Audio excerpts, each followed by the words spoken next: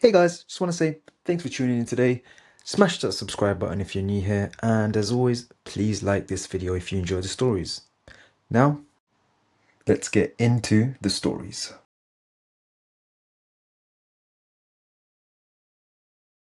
I still remember the exact second my stomach dropped, like when your phone slips out of your hand and you know it is about to crack, but it takes forever to hit the ground. It started way earlier though, way before the call, back when everything felt boring and safe and like nothing bad could actually reach me through a screen. I met her on a random app I read about on a forum at like 2 in the morning. One of those places where everyone pretends they're interesting and no one uses their real name. Her profile was basic but not fake looking. Blurry mirror pic, messy room, captions that felt lazy in a real way. We started talking for no big reason. It turned into a routine fast. Every night after school, after homework, after pretending to care about dinner, I would lay on my bed with my door locked and just type until my phone felt hot in my hand. She was funny without trying, not in a try hard way. She talked about dumb stuff, bad days, things she noticed walking home. Nothing dramatic. That made it feel real. We never sent anything weird. No pics beyond normal ones. I never asked for more. She never pushed. Months went by like that. It felt steady, boring in a good way, like something that could just live in the background of my life. Sometimes she would disappear for hours, then come back like nothing happened. I figured she had a job or strict parents or just didn't care that much. I didn't question it. I trusted the pattern more than the person. Same time every night, same typing speed, same way she ended messages without punctuation. She knew stuff about me that I forgot I told her. Small things. The crack in my ceiling shaped like a lightning bolt. The old chair in my room that wobbled. The fact that my laptop camera light sometimes blinked on by itself and I blamed updates. She would bring those things up randomly and I would feel that weird mix of being seen and being lazy about it. After like 5 months, she suggested a video call. Not in the big moment way. Just dropped it in between messages about a test she failed. My heart went nuts. I said yes too fast, then spent the next week wishing I could cancel without looking weird. The night of the call, I cleaned my room like someone important was coming over. Moved laundry piles, wiped my desk, covered the mirror because I hate seeing myself on screen. My laptop was propped up on books. The camera light blinked on again before the app even loaded. I remember noticing that and thinking I should restart, but I didn't. Her video popped up first. She looked like her pics, but flatter, like the image was stretched thin. The room behind her was dim, gray walls, one lamp off to the side. She smiled and didn't move. I thought it was lag, the kind where everything pauses for a second. I waited. The smile stayed, not frozen exactly, just held too long. The image quality sharpened instead of buffering. Then the camera started moving. It wasn't her moving it. It was smooth, slow, like someone gently turning a head. The frame slid to the right, showing more of the room. A dresser, a closed door, the lamp. The smile still there at the edge of the screen like it was pinned in place. Then the pan kept going. What I saw next made my brain stall.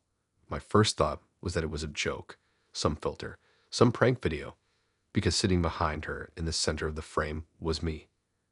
Not a twin, not someone who looked like me.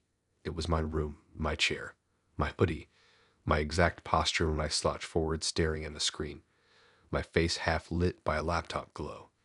Even the lightning bolt crack in the ceiling was there above my head. The version of me on her screen was still, eyes open, mouth slightly open like I was concentrating. The camera finished the pan and stopped, her frozen smile on one side, me on the other. My real room felt suddenly wrong, too quiet. I could hear my own breathing way too loud. I looked behind my laptop even though I knew there was nothing there. My back was against the wall, no space for anyone to sit. The app didn't glitch. The video didn't cut. It just stayed like that. Then the camera light on my laptop turned off. The screen didn't go black. Her video stayed up, but my own preview window vanished, like my camera was never on to begin with. I slammed the laptop shut. Just instinct, like closing your eyes makes something disappear. I sat there shaking, counting seconds, waiting for a sound behind me. Nothing happened. My phone buzzed in my pocket, but I didn't check it. After a while, I opened the laptop again. The app was closed. No missed calls, no messages, like nothing ever happened. I tried to convince myself it was a stress thing, a prank. Maybe someone hacked her. Maybe someone hacked me. That felt better than the other option. I didn't sleep. I just watched my door until the sun came up. The next day, everything looked normal. My room was the same. My laptop camera light stayed off. Her account was still there. She messaged me that night like usual. Same typing style. Same timing. No mention of the call. I didn't bring it up. I didn't know how. Part of me thought if I ignored it, it would stay buried. But things started to feel off. She began mentioning stuff I never typed. Things I only thought. Times I stood up and paced, when I leaned back and stared at the ceiling. She referenced movements, not words. Once she described exactly how I sit when I am nervous. Elbow pressed into my knee, fingers tapping the desk. I stopped replying for a whole day after that. She didn't double text. She just waited. I started covering my laptop with a towel, unplugging it at night. Still, sometimes the camera light would flicker on for half a second even with the lid down. I read online about malware, about remote access. Nothing explained the video. A week later, I noticed a new folder on my desktop. No name, just blank. Inside were video files. No thumbnails, no dates. I clicked one. It was me, sitting at my desk, same angle as my laptop camera. Different times, different clothes. Hours of footage, all silent, all from inside my room. One of the clips ended with me standing up and walking out of frame. The video kept going. The chair slowly spun like someone had just brushed past it. I deleted the folder, emptied trash, unplugged everything. That night my phone buzzed again. She sent a video request. I didn't answer. I watched the request sit there until it timed out. Then another came, and another. The phone vibrated in my hand like it was alive. I blocked her, deleted the app, powered my phone off, sat in the dark. My laptop turned on by itself. The screen lit up with the app login page even though it wasn't installed anymore. Her video filled the screen instantly. This time the camera didn't need to pan. She was already sitting in my chair. Same putty, same room, same angle, my room. Behind her in the background was my bed, and on it, barely visible, was someone shaped like me laying still, facing the wall. Her smile finally moved. The screen went black. The laptop shut down. Nothing else happened after that.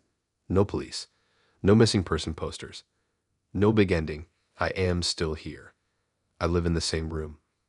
I use a different phone now. No camera. No apps like that. Sometimes I still feel watched, but nothing shows up anymore. What messes with me the most is that her account never came back online. No activity. No trace, like it finished whatever it was doing. And sometimes when my room is quiet and my screen reflects just right, I catch a glimpse of myself sitting somewhere I am not.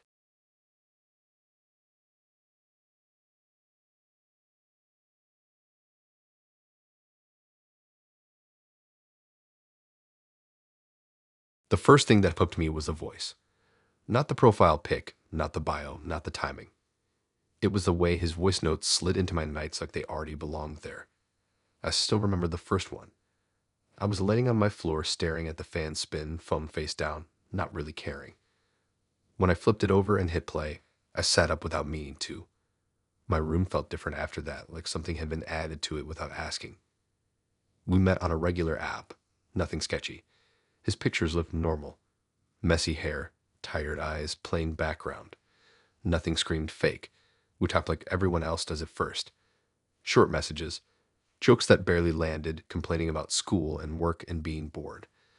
Then one night he sent a voice note instead of typing. After that, it was like typing didn't exist anymore.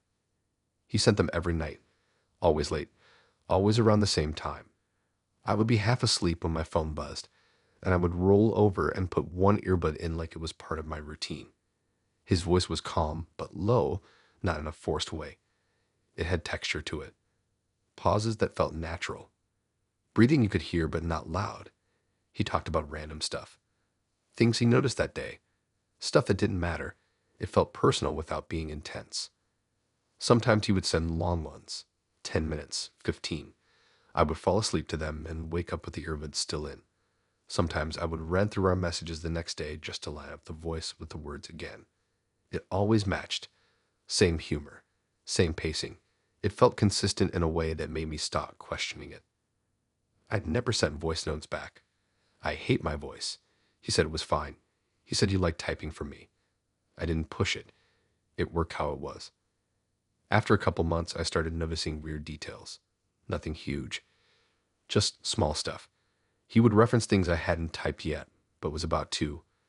Like I would be thinking about skipping a class. Then his voice note would mention skipping something important and laughing about it. Coincidences, I told myself. It happens when you talk to someone a lot. His voice notes started coming even when I didn't reply. If I fell asleep early, I would wake up to one waiting.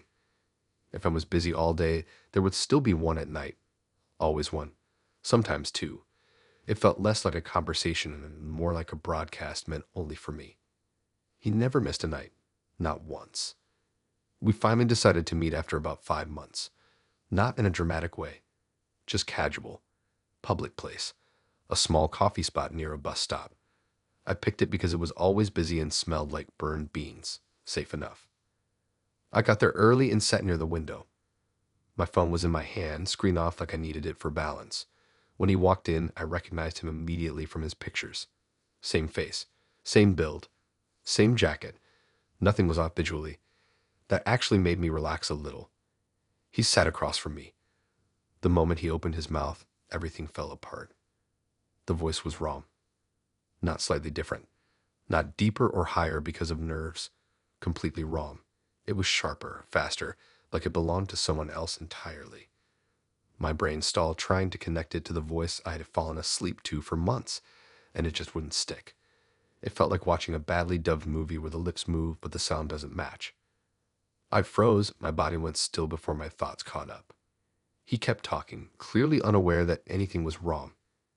I nodded, smiled, did whatever I was supposed to do, but inside I felt like I was slipping sideways out of reality. I waited for it to change, for the voice I knew to come back. It didn't. After a few minutes, I checked my phone under the table and opened one of his voice notes. I played it quietly, just enough to hear. The difference hit even harder side by side. The voice in my ear was smooth, slow. The one in front of me was clipped and uneven. I looked up at him and my chest felt tight. I didn't accuse him. I didn't know how. I just asked about the voice notes. Not directly. Just circled it. His face changed in a way I didn't expect. Not panic. Not guilt. Confusion. He genuinely didn't know what I was talking about. He swore he had never sent voice notes. He said he hated them. Said he never used that feature. Said he always typed. He even pulled out his phone and showed me the chat from his side. Just text. No audio files. Nothing. My app still showed hundreds of voice notes. We sat there in silence for a bit. The noise of the place filled the gaps. Cups clinking. Machine hissing. I felt like I was floating above my body watching the scene instead of being in it. Eventually, we ended the meet in an awkward, unfinished way. No fight. No closure. Just confusion hanging between us. When I got home, I locked my door and sat on my bed with my phone. I scrolled back through the chat. All the voice notes were still there. I played them one by one. Same voice. Same tone. Same cadence. The timestamps lined up perfectly with the nights he claimed he was asleep or busy. I checked the file info. All sent from his account. Same user ID, nothing edited. Nothing forwarded. I sent him a message asking again. He replied fast, still denying it. Not defensive, just firm. He sounded scared now, even through text. That night, a new voice note came in. I hadn't replied all day. I stared at the notification for a long time before pressing play. The voice was the same as always. Calm, familiar. But something about it felt closer, like it wasn't being recorded somewhere else. It felt like it was happening right next to me. The content of the voice note wasn't strange. Just him talking about his day. Except the details were wrong. He mentioned the coffee place.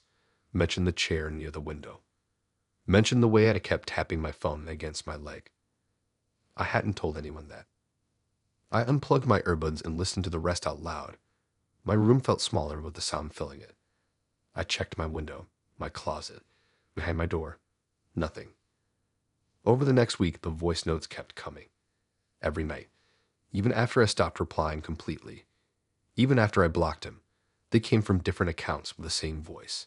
Different names. Blank profiles. Same cadence. Same pauses. The real guy messaged me once more saying he was going to delete his account. Said this whole thing messed him up. After that, he disappeared online. No activity. No trace. The voice didn't. It started changing slightly. Not the sound, but the content. It talked about my schedule. When I got home. When I showered. When I turned my lights off. It never threatened me. It never rushed. It just stated things like observations. One night, the voice note ended with breathing. Not heavy, not fast. Just present, like someone holding a phone too close to their mouth. I turned my phone off and shoved it in a drawer. I tried to sleep without it. The silence was worse. My room felt wrong without the noise I had gotten used to. The next morning, my phone was back on my desk. Charged. A new voice note sat on the screen. Timestamp from a time I know I was awake and holding the phone. I didn't play it. I still haven't. The voice note stopped after that. No explanation. No final message. Just silence. My phone works fine now. No weird apps. No strange files. I live the same life as before. Go to the same places. Talk to different people. But sometimes at night, right before I fall asleep, I swear I can hear that voice without my phone. Not words, just the rhythm of it. Like someone getting ready to speak and deciding not to.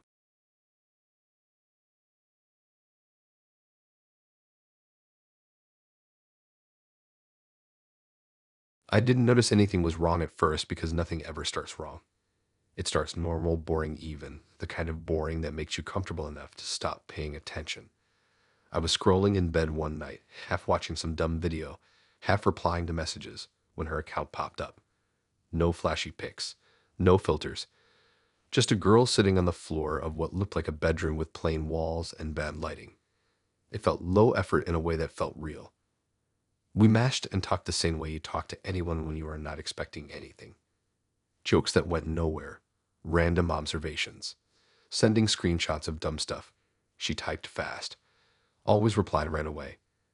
That made it feel like she was always there, like I didn't have to wait or wonder. She avoided meeting from the start, not aggressively, just gently. Every time it came up, she would brush past it and change the topic. I figured she was nervous or busy or just liked keeping things online. I didn't push. I liked having someone to talk to without pressure. It fit into my days easy. Weeks passed, then months. She learned my routines without me realizing I was getting them away. When I woke up, when I went out, when I stayed in. I lived alone in a small apartment above a closed shop, so my days blurred together. She became part of that blur. Messages in the morning, messages at night, sometimes nothing in between, sometimes everything. She asked weirdly specific questions sometimes, not creepy on their own, just detailed. What my hallway smelled like, whether my couch fabric felt rough or smooth, if I kept my spare key hidden or gave it to someone. I remember laughing at that one and telling her I had it taped inside my backpack pocket just in case. I forgot about it right after. She never sent voice notes, never asked for calls, said she hated cameras. That actually made me trust her more. It felt like a boundary instead of a trick. One day, she said she wanted to send me something. A gift. Nothing big. Just something she thought I would like. I said she didn't have to, she insisted. Said it was already done. I didn't even remember giving her my address, but when she typed it out to confirm, it was right. Down to the weird way my building number is spaced. I felt that little jolt of unease then, but I ignored it. It felt rude to question it. The package arrived on a Tuesday afternoon. I came home and saw it leaning against my door like it had been there a while. Plain box. No return address. My name written in clean handwriting that didn't look printed but didn't look rushed either. I brought it inside and locked the door behind me without thinking. The apartment was quiet like usual. I set the box on my table and stared at it for a bit. I remember thinking it felt heavier than it should. Inside was a hoodie. dark gray, simple. No logos, no tag, folded neatly. The second I touched it, my stomach dropped. It smelled like my apartment. Not like detergent, not like shipping. It smelled like the mix of old coffee, dust, and the cleaner I use on my counters. It smelled like my couch, like my closet, like the air when I come home after being out all day. I held it up and checked it for a note. Nothing. Just the hoodie. I turned it over, checked the sleeves, the hood. When I slid my hand into the front pocket, my fingers brushed against metal. My spare key sat at the bottom. The exact key. Same worn edge. Same tiny bend near the top that I recognized instantly. The tape residue was still on it. My head started buzzing. My heart was pounding so loud it felt like it was coming from the walls. I locked the hoodie back in the box like that could undo it. Then I ran to my backpack. The pocket was empty. I didn't know what to do first. I checked my door. Locked. Windows. Locked. Closet. Empty. Bathroom. Nothing. The apartment looked exactly the same as it always did. That somehow made it worse. I messaged her immediately. Not accusing. Just asking how she got the key. How she got the hoodie. She replied fast like always. Acted confused. Said the hoodie was hers. Said she bought a key online as a joke. That didn't make sense. Keys don't copy like that without the original. I asked again. More direct. She dodged it. Said I was overthinking. Said I should just try it on. I didn't. I put the hoodie back in the box and shoved it into the back of my closet. Then I sat on my bed and listened to the building. Footsteps above me. Pipes knocking. Normal sounds. I stayed there until it got dark. That night, she messaged like nothing happened. Same tone. Same pace. She asked if the hoodie fit. I didn't reply. Over the next few days, small things started to feel off. My chair would be slightly moved when I got home. My sink would be damp when I knew I hadn't used it. My trash would be lighter. Things so small I could explain them away if I tried hard enough. I changed my locks. Paid $120 to have someone come out and do it the next morning. I didn't tell her. I didn't tell anyone.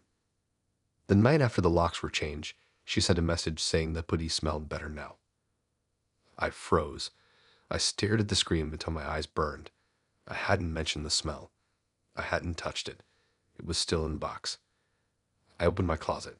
The box was still there. The hoodie was folded the same way. The key was still in the pocket. I blocked her. The next day, a second package arrived. This one was smaller. No name. No writing, just the box.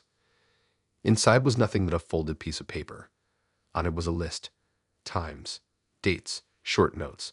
When I left for work. When I came back. When my lights went out. When I showered. Details about my apartment that no one online should know. At the bottom was a single sentence written in the same clean handwriting. It said the new locks were louder. I didn't sleep that night. I sat on my couch with all the lights on, my phone in my hand. I checked every corner of the apartment over and over. I couldn't shake the feeling that someone knew the space better than I did. I checked the hoodie again. This time I noticed something I missed before. A small dark stain near the cuff. Not obvious, just a mark. It looked old. It smelled stronger now. I took the hoodie and the key and put them in a bag. I didn't know where to take them, so I just put them outside my apartment door like trash and went back inside. In the morning, they were gone. No message came that day or the next. Her account vanished. No trace. Like it had never existed. I thought it was over. I tried to go back to normal. I lived my routine. Went to work, came home, kept my door locked, kept the lights on longer than usual. A week later, I opened my closet to grab a jacket. The hoodie was back, folded neatly, warm to the touch, smelling exactly like my apartment. This time, the pocket was empty.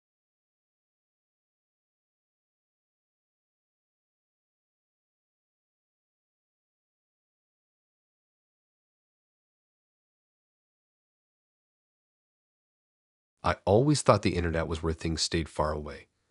Like whatever weirdness happened, there couldn't leak into real life unless you let it. I was wrong about that, and the moment I realized it, it felt like someone had quietly stepped into my space without opening a door. I matched with him late one night while laying on my couch. half watching tea, half scrolling without thinking. His profile stood out because it didn't try.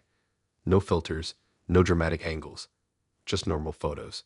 Him sitting on steps, him leaning against a fence, him holding a drink somewhere outside. It all looked casual, like someone who didn't care if you matched or not. We started talking and it was easy. Nothing intense. Jokes that made sense.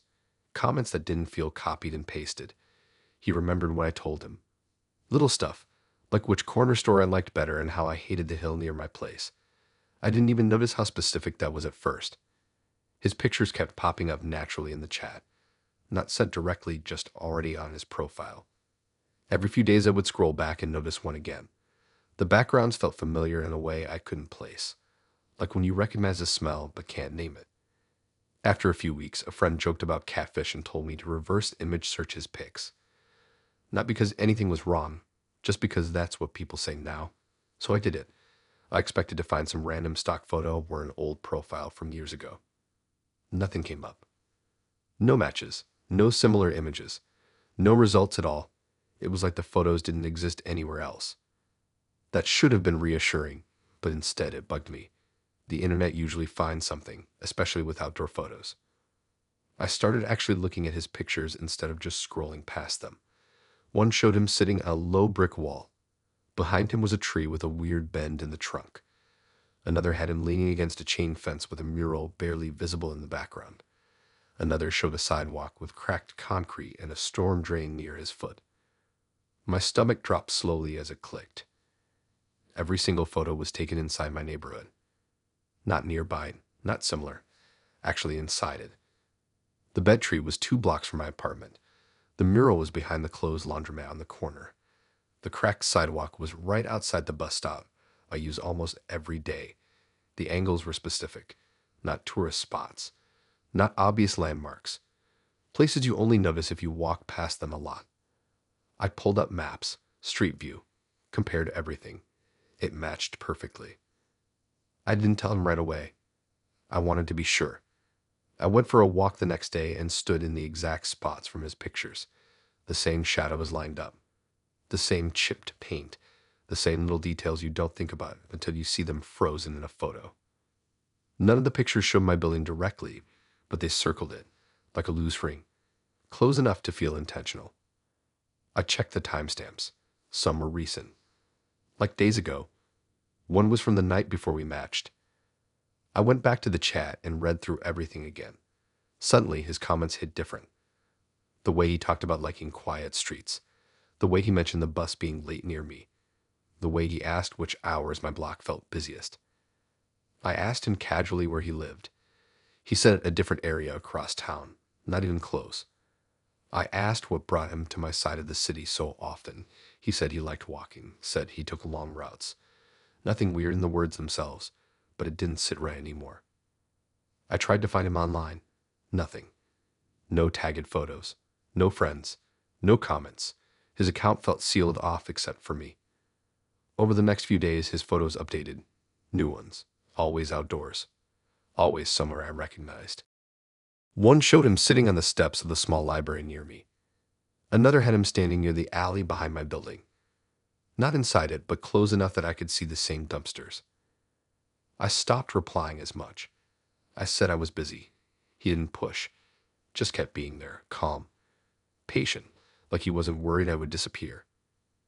One night I realized something worse. The order of the photos matched my routine. The library photo appeared the same day I went there after work. The alley one appeared the night I took trash out late. The bus stop one lined up with the morning I missed the bus and stood there longer than usual. I hadn't told him any of that. I started feeling watched in a way that didn't come from paranoia. It felt structured, timed. I checked my surroundings constantly. I looked at faces more. Everyone felt like a maybe.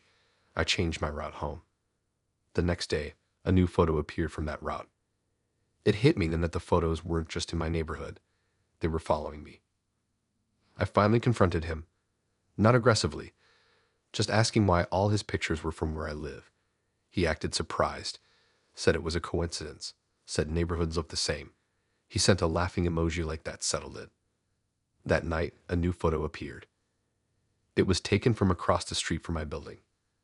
Not zoomed in, not obvious, just him sitting on a bench with my building blurred behind him, my windows visible but dark. I didn't sleep. I sat on my couch with the lights off, watching the window like it might blink. The next morning I checked his profile. The photo was gone, replaced with an older one, like it had never been there. I started doubting myself, wondering if I imagined it, so I started taking screenshots of everything. Over the next week, I built a folder. Every photo, every update, every change. The pattern was undeniable. He moved when I moved, stopped when I stayed in. I never saw him in person, not clearly, but sometimes I felt a presence, someone standing a little too still, someone sitting where people don't usually sit. Every time I looked directly, nothing stood out enough to call out. I decided to test it. One afternoon, I went somewhere I never go, a small park past the edge of my neighborhood. No reason for him to be there. No reason to guess. That night, a new photo appeared. Him sitting on a bench in that park. Same angle, same lighting, same casual pose. I blocked him immediately. My hands were shaking so bad I almost dropped my phone. His profile vanished as soon as I did it, like it had been waiting for that. For a few days, nothing happened. No new accounts, no messages. I started to breathe again. Then I noticed something when I was read through my screenshots. In the reflection of one of the photos, barely visible in a shop window, was me. Not looking at the camera, just walking past, caught mid-step, wearing the jacket I had on that day. I deleted everything after that, screenshots, chats, apps. I needed it gone. It has been months now. I still live here. I haven't moved. I check behind me more. I avoid mirrors at night. No new accounts have found me. But sometimes when I walk home, I catch someone lifting a phone a little too late, like they miss a shot.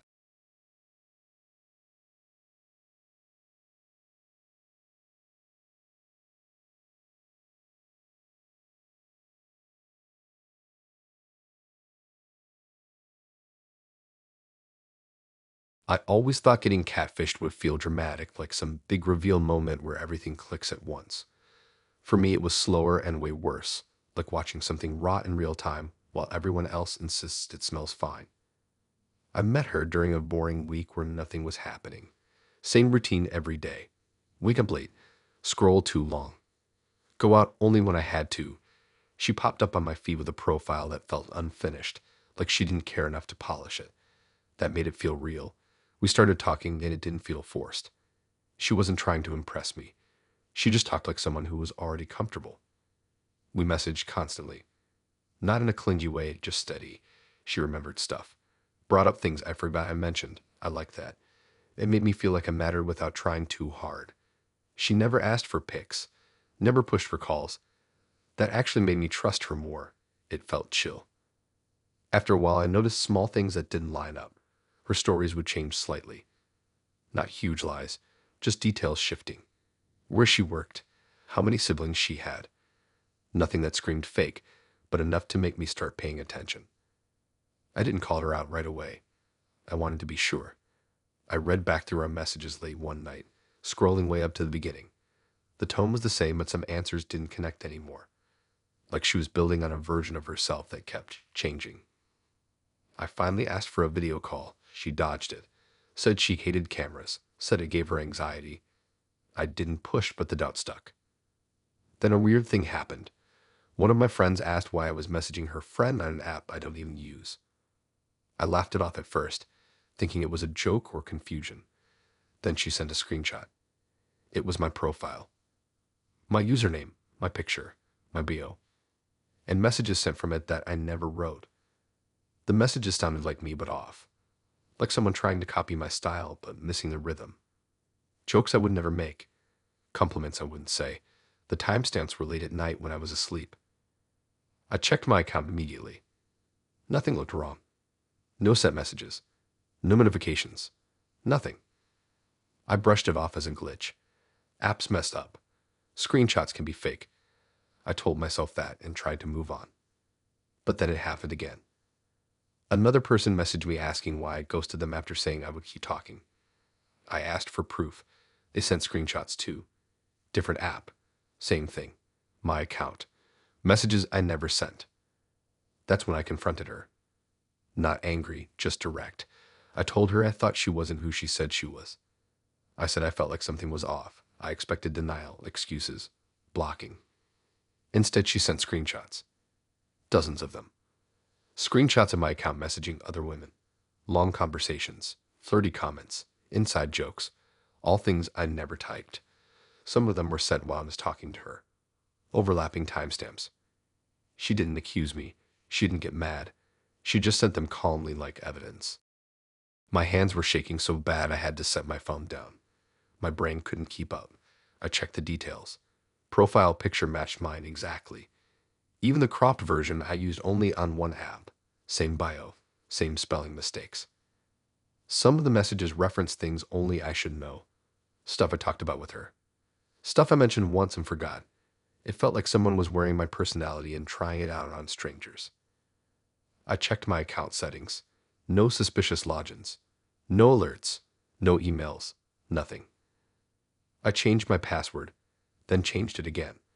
Turned on every security option I could find. I thought that would end it.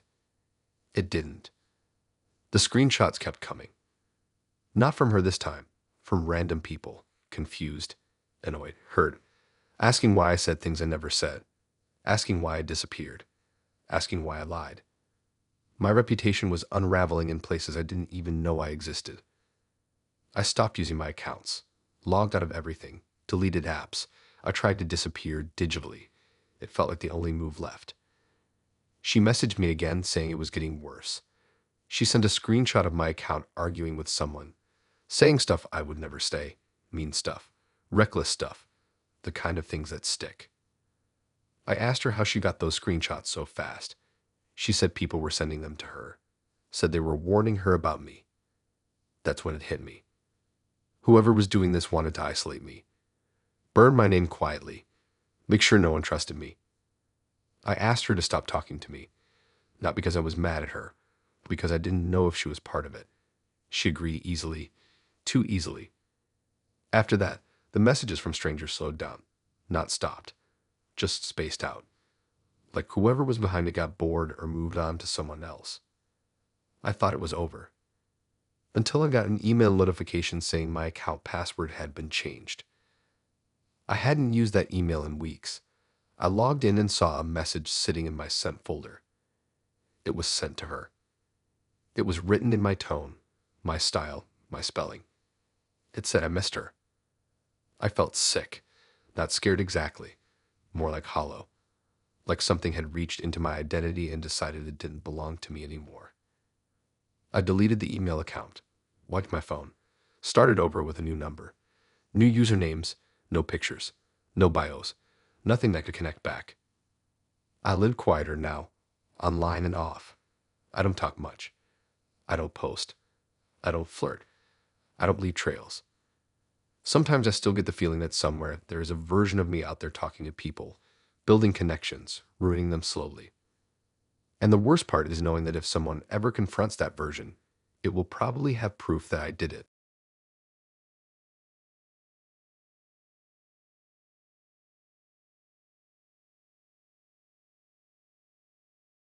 I used to think the worst part of talking to someone online was getting bored of them.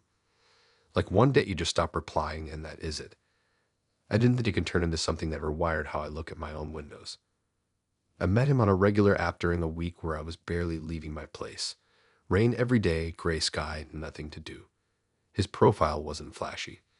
One photo of him sitting on a couch, put up, face half turned away. Bio was short and awkward. It felt honest in a lazy way.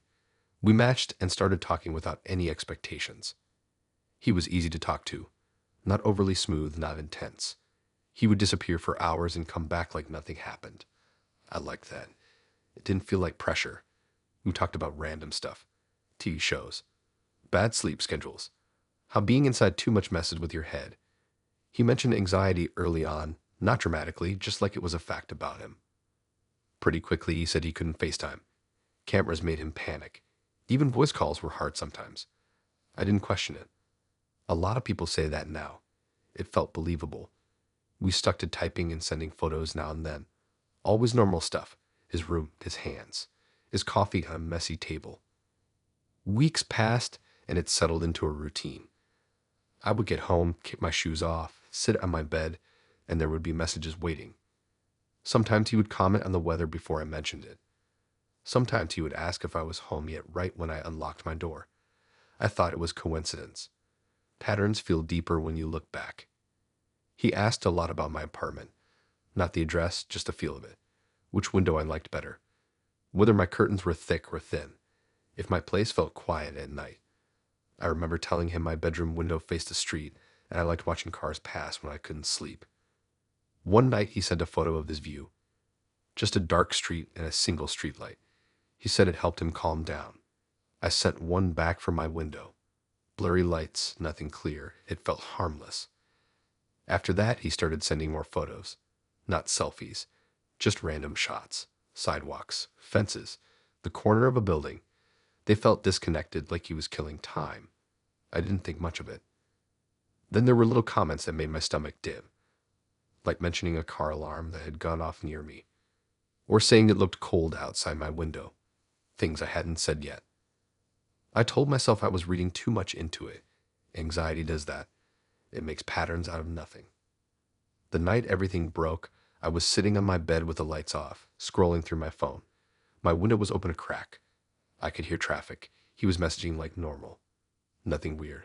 Then a photo came through. It was a live photo. I didn't realize at first. I just tapped it like any other image. It loaded and my brain froze. The image showed my building, my side of the street. The angle was slightly tilted, like someone holding a phone too casually. My window was in the frame. My light was on. Then the photo moved. Just a second or two. Enough to see the reflection shift. Enough to see movement inside. Me. Sitting on my bed, head tilted down, foam glowing in my hands. My chest went tight and I couldn't breathe right. My fingers went numb. I replayed it again and again, even though every part of me was screaming not to. Each time it moved the same way. A tiny shake, a blink of light. Proof it wasn't a still image. I jumped up and slammed my curtain shut so hard the rod rattled. I turned off the light and backed away from the window like it could reach for me. My phone buzzed. Another message from him, just typing bubbles. Then they stopped. I didn't respond. I didn't know what to do. My thoughts were loud and messy. I checked the photo details. It was taken seconds before it was sent. Location data off, of course.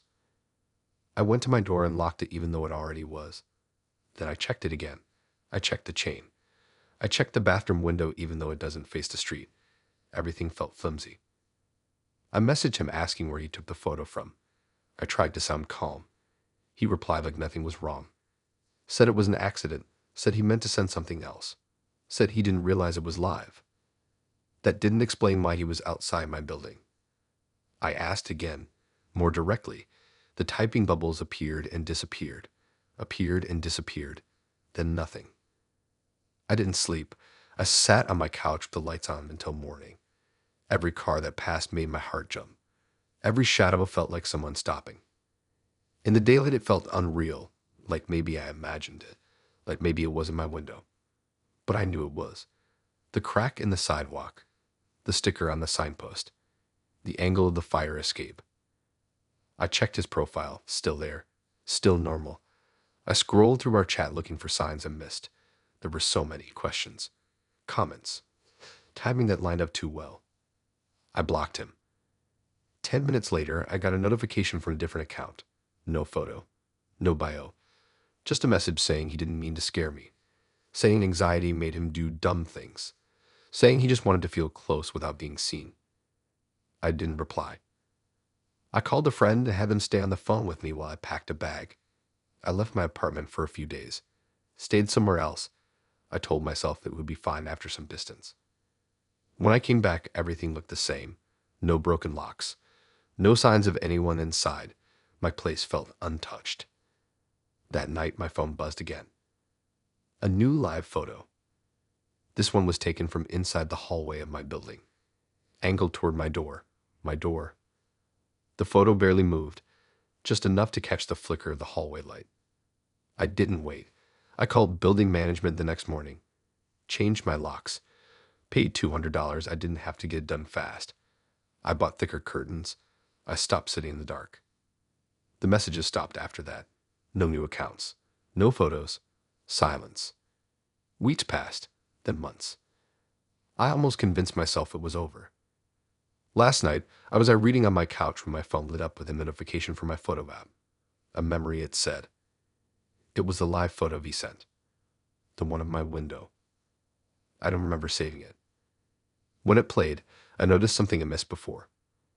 In the reflection behind me, near the edge of the frame, there was a shape that didn't belong to my room. Someone standing just out of view.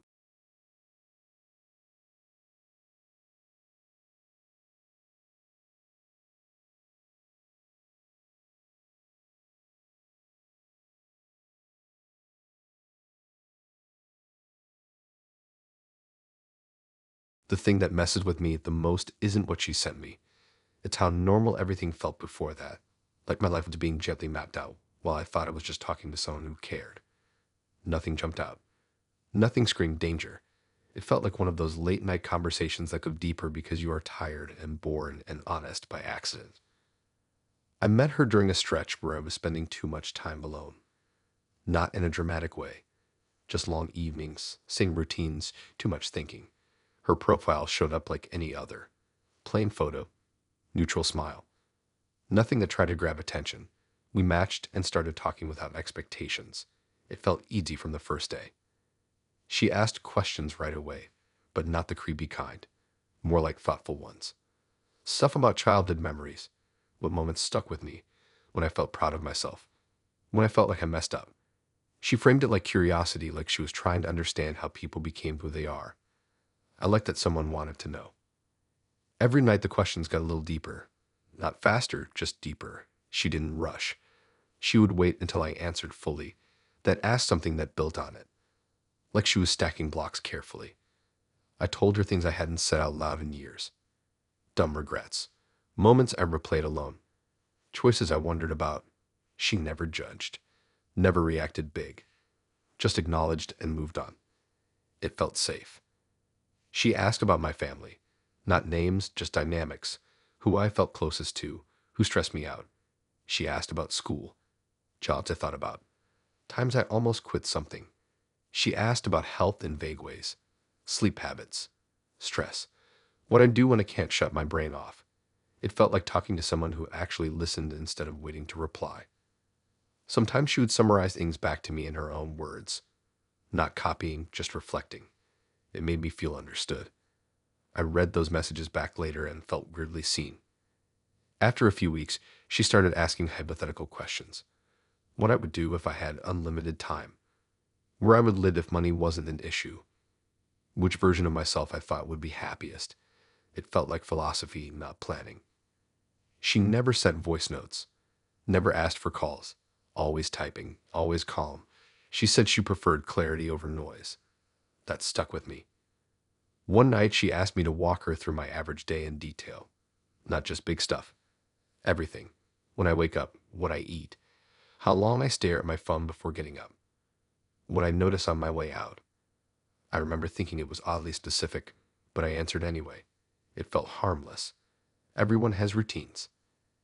After that, she asked about past turning points, moments that could have gone differently. I talked about a job I didn't take, a move I backed out of, a relationship that ended because I was scared. Typing it all out made it feel distant, like I was reviewing someone else's life. She thanked me for being open. A few days later, she sent a file. It wasn't huge, just a document. She said it was something she had been working on. Curiosity got me, so I opened it.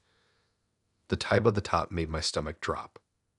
Version A, successful outcome. Below it was my name. Full name. Spelled correctly. I scrolled slowly, my heart pounding in my ears. It wasn't a story. It wasn't written like fiction. It was laid out like a timeline.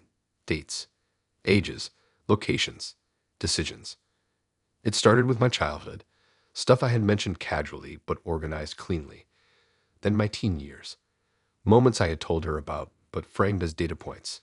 Then my current age. Then it moved forward. It listed choices that I hadn't made yet. Things like accepting a specific job offer, moving to a specific area, cutting contact with someone I hadn't talked about in detail. It described emotional states I recognized but hadn't typed. It described confidence I didn't feel yet but wanted. Some parts felt aspirational, like a better version of my life, but the way it was written wasn't hopeful. It was certain. There were footnotes, references to moments I didn't remember telling her, like a panic attack I had alone. A night I sat on my kitchen floor staring at nothing. A thought I never shared with anyone. Yet there it was, woven into the explanation of why a future decision would matter. I felt exposed in a way I can't explain. Not embarrassed, cataloged. I scrolled to the end. The timeline stopped a few years ahead. Not death, not tragedy, just a stable life. A good one, labeled complete. I closed the document and stared at my screen for a long time. I asked her what it was. She replied calmly, saying it was a projection, that she liked to organize information, that she did this for fun. She said it helped her understand people. I asked how she knew things I never told her. She said people always tell more than they think. That didn't explain everything. I asked if there were other versions. She said yes. I asked to see them. There was a pause longer than usual. Then another file came through. Version B, delayed outcome. This one was shorter, messier, full of notes about hesitation, missed chances, drifting. It felt uncomfortably close to where I was already heading. There was a version C2. She didn't send that one. I started to feel like I was being nudged, like the questions, the conversations, weren't just curiosity but calibration, like she was adjusting me toward version A slowly without telling me. I stopped replying as much. I needed space to think. She didn't push. She never chased. She just stayed present, waiting. I showed the document to a friend. They laughed at first, then stopped when they saw the details. They asked how she knew some of it. I didn't have an answer that made sense. That night, I went back into the document and noticed something new. The timeline had updated. The new entry had been added for that day. It mentioned my hesitation, my doubt, the friend I talked to, the time of day. I hadn't reopened the file since the first time. I checked the metadata, last edited minutes ago. I asked her if she was updating it in real time. She said, of course. I asked how she knew what I was doing. She said patterns repeat. I blocked her. The next morning, I woke up to an email from an account I didn't recognize. No subject, just an attachment. Version A, updated. This one included me blocking her, included my reaction, included a note saying this resistance was expected and temporary. I felt sick, not scared exactly, more like I was watching my own life being read by someone else before I could live it. I deleted everything, blocked the email, wiped my phone. I tried to pull back from routines, change things up, make unpredictable choices. For a while, nothing happened. Then a few weeks later, I got a message from a new account. No greeting, no intro. Just a line saying version of what was still the most likely outcome. I didn't reply. I still think about that timeline sometimes, about how close it felt, how tempting it was to see a clean path laid out, how easy it would have been to follow it just to see if it came true. I don't know who she was. I don't know how she knew so much. I don't know if there really were other versions. But sometimes when I make a choice, I get this weird feeling like I am either confirming something or breaking it. And I keep wondering what version I am in now.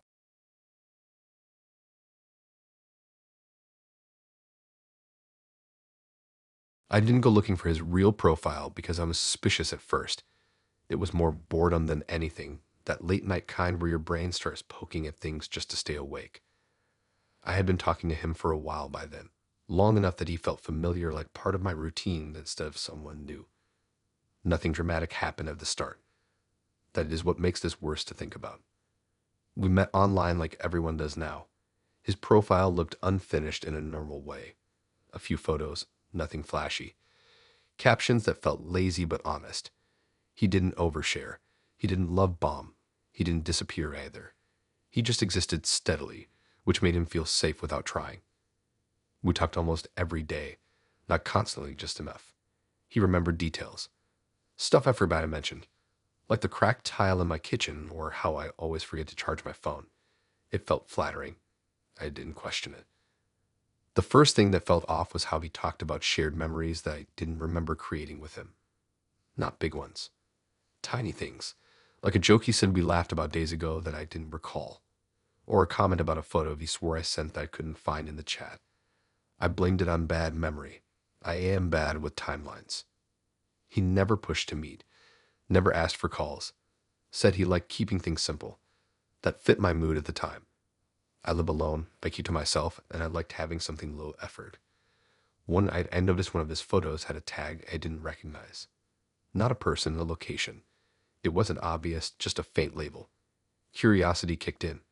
I tapped it, and it led to a page with more photos. Similar face. Similar smile. Same hairline. But the username was different.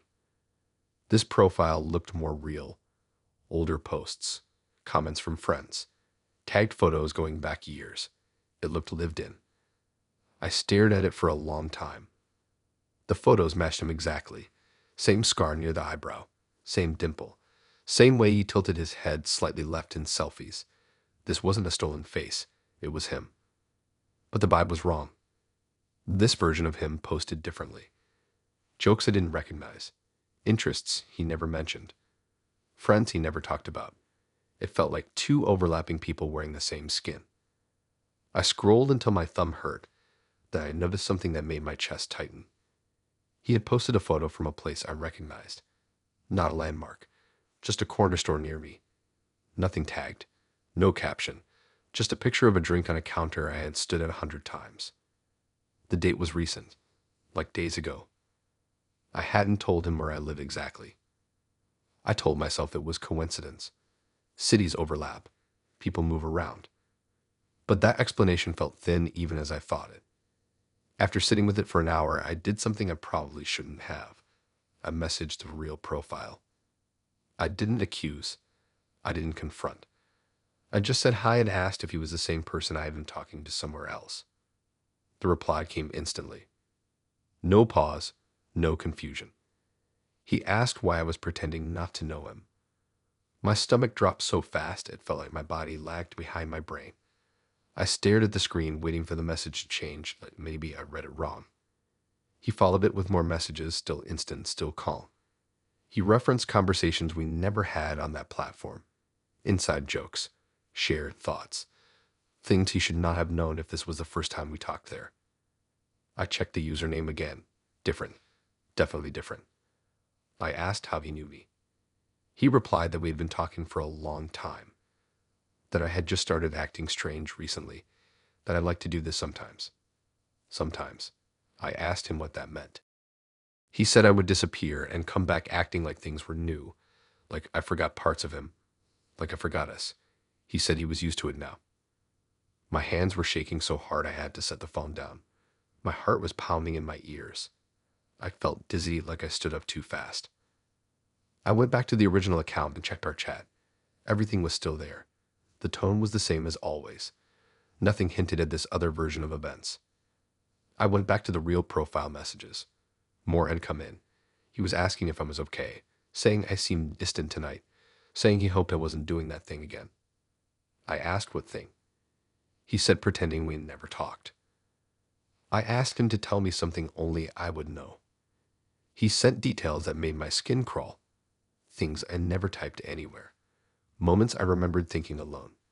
Habits I never shared. Like how I'd count steps from my bedroom to the kitchen or how I leave one light on even when I sleep. I checked my doors. Locked. Windows. Locked. Everything was fine. My apartment looked the same as always, but it felt like someone had rearranged the air. I asked him where he thought we met. He named a place I recognized. Not an app. A real location. A coffee shop I used to go to a lot last year. He described the table we sat at, the cracked leather seat, the song that was playing quietly in the background. I remember the coffee shop. I did not remember him.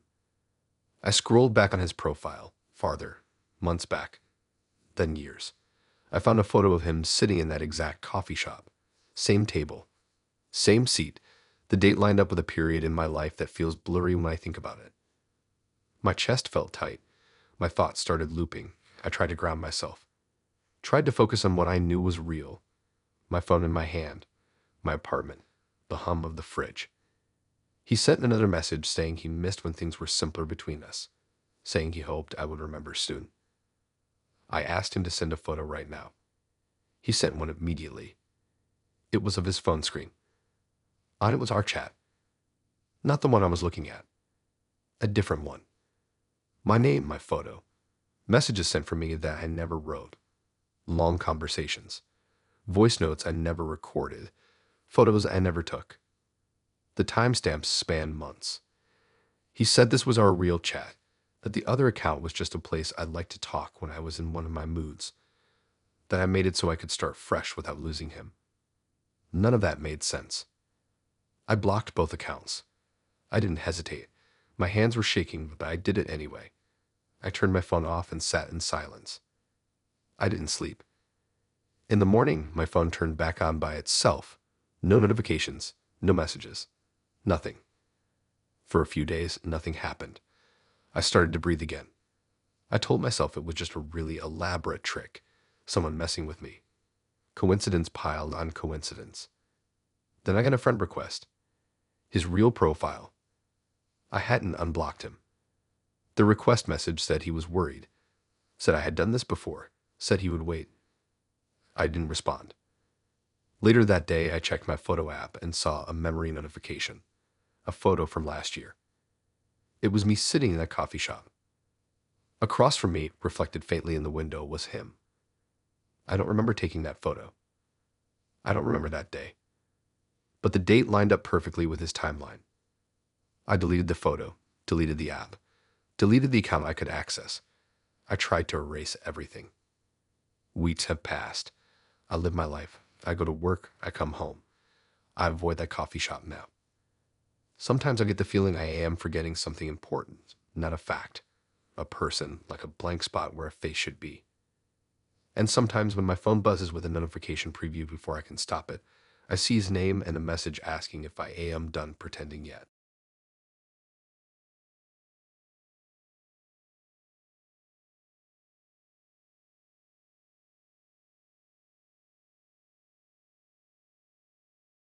The night she said she was falling in love felt normal enough that I didn't screenshot it or read it 10 times.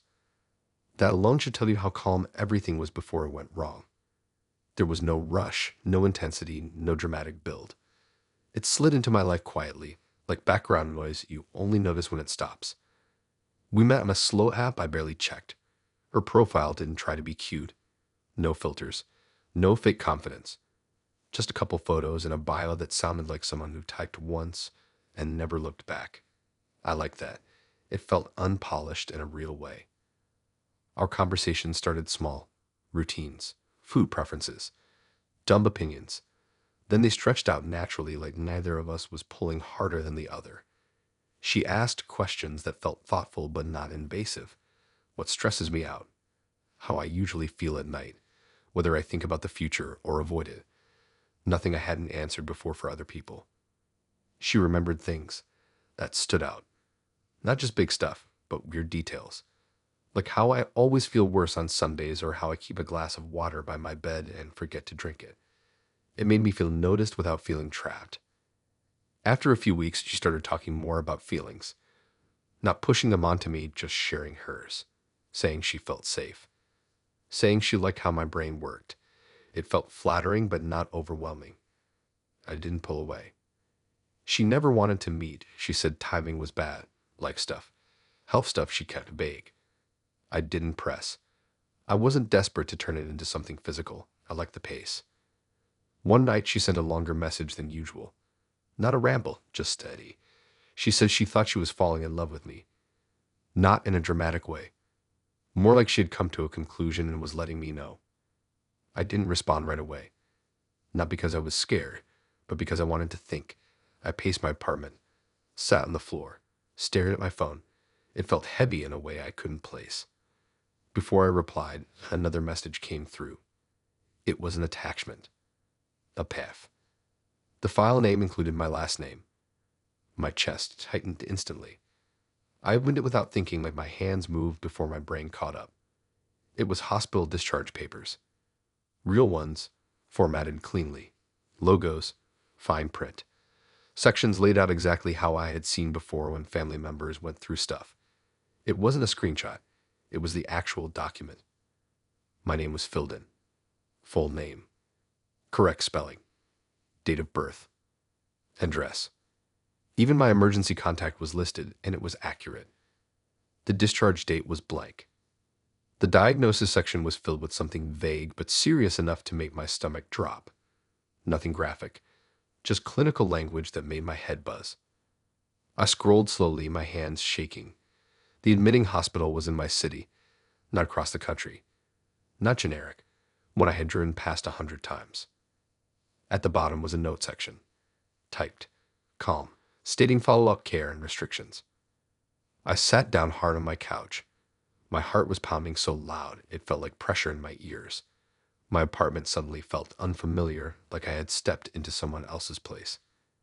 I messaged her asking what this was. She replied almost immediately, calm as ever, said she wanted to be honest with me, said she was thinking long-term, said she believed in planning. That didn't explain why my personal information was on hospital paperwork. I asked how she got it. She said she worked with data, said information moves around more than people realize, said it wasn't meant to scare me. It did.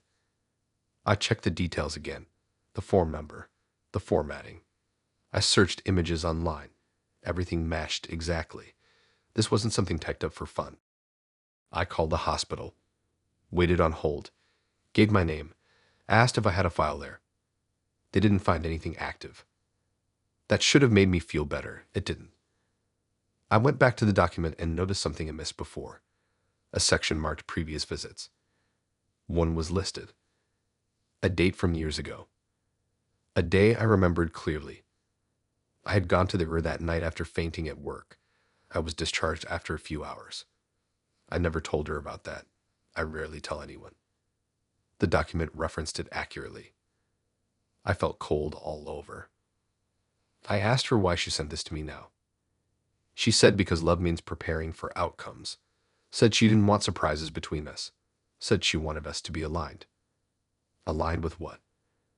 I didn't respond for a while. I needed space to think. I walked around my apartment, touching things to ground myself. The counter, the door frame, the window. Everything felt solid but wrong. Another message came through. A second file. This one was labeled care plan.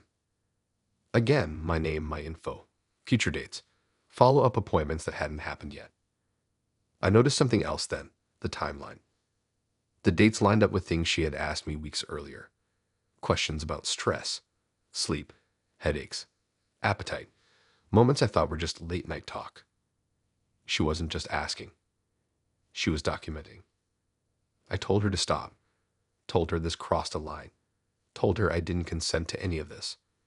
She replied gently, said I was reacting emotionally, said everything on the papers was preventative, said nothing had happened yet. Yet. I blocked her. I thought that would end it. Cut the cord, shut the door. The next morning, I woke up to an email from an unfamiliar address. Subject line was my name. Inside was another discharge document. Updated. The discharge date was filled in. It was set for 3 days from then. I felt dizzy reading it. My hands went numb. My thoughts spiraled. I checked my body, my breathing. Everything felt fine. I wasn't sick. I wasn't hurt. I called the hospital again. They still had no record of me being admitted. I took the day off work. I stayed inside. I locked my door. I kept my phone on the table like it might jump. Later that night, my phone buzzed. Unknown number. A message preview flashed on the screen. It said she hoped I was resting. I didn't open it. Another message came a minute later. It said version 1 was still the most likely. I threw my phone across the couch. The next 2 days passed in a blur. I barely slept. I barely ate. Every ache felt amplified. Every moment of dizziness sent my heart racing. I kept thinking about the date on that paper. The third day came.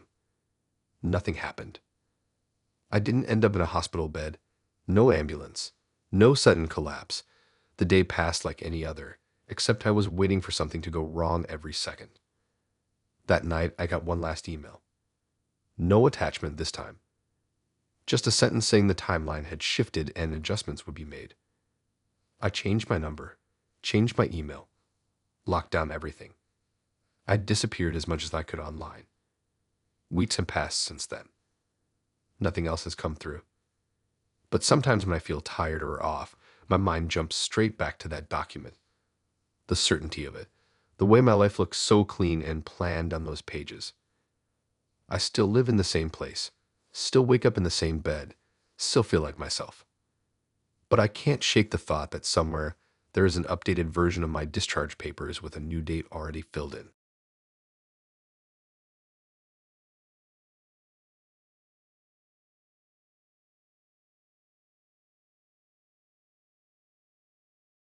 The first time I blocked him, I felt relieved for exactly 12 minutes. That is how long it took for the new account to appear. Same typing style, same timing, same way of ending messages like they were trailing off. Different username, different profile, but it was unmistakably him. I remember staring at my phone thinking it was some glitch, but the app didn't register the block yet. I was wrong. I met him during a late night scroll where I wasn't even paying attention to faces anymore. His profile didn't stand out. That was the thing. It blended in perfectly. One photo, soft lighting, neutral background, nothing flashy. His bio was vague in a way that felt intentional but not fake. We matched and started talking without any kind of spark moment. It just happened. He was consistent. That was what pulled me in. Not intense, not clingy. Just there. Always there. He replied at a pace that felt human. Remembered what I said. Circled back to things days later. It felt steady, which made me stop questioning it. We talked for a couple weeks before anything felt off. And even then it wasn't a red flag, just a tiny itch in the back of my head. He would mention moments that felt slightly ahead of time. Like asking how my walk went before I had mentioned going out. Or commenting on the weather outside my window when I hadn't brought it up yet. I brushed it off as coincidence. His profile updated occasionally. New photos every few days. Nothing dramatic. And leaning against walls. Sitting on steps. Casual stuff. But the more I looked, the more something about them made my stomach feel tight. I couldn't explain it at first. Then one night I realized why. The lighting in one of his photos matched my bedroom exactly. Not just warm or cool, but the same yellow tint my lamp gives off. The angle of the shadow on the wall looked familiar. Too familiar. I scrolled back through his photos and started comparing details. The texture of the carpet. The chipped paint near the baseboard. The outlet placement. My chest started pounding as I realized what I was looking at. Those photos were taken inside my apartment. Not exact copies of my photos. Different angles. Different framing. But the same space. My space. I had never posted pictures of my apartment online. Not once. No tours. No background shots. Nothing. I am careful about that stuff. I confronted him carefully. Not accusing. Just asking where the photos were taken. He replied casually like it was nothing. Said it was his place. Said apartments look similar. That was the moment I blocked him the first time. 12 minutes later, the new account appeared. The profile picture made my stomach drop. It was a photo of me. Not a selfie. Not something I recognized. It was me sitting on my couch, head tilted down, phone in my hands. The angle was slightly above and to the side, like someone standing near my doorway. I froze, my whole body locked up. I checked my apartment instinctively. Door locked. Windows locked. Nothing looked disturbed. My heart was racing so fast I felt dizzy. I reported the account and blocked it immediately.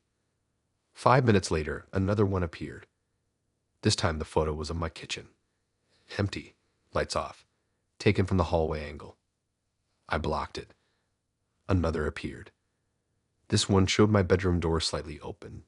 Dark inside. The photo was grainy, like it had been taken quickly. I stopped blocking and just stared at the screen. My hands were shaking so bad I almost dropped my phone. The messages started coming through from the new account. Same typing rhythm, same pauses, same way of responding to things I hadn't even typed yet. It was like the block button didn't exist for him. I shut my phone off and sat in silence. I could hear my own breathing. Every little sound in my apartment felt amplified. The hum of the fridge, the pipes ticking. My place felt smaller than it ever had. I stayed like that for hours.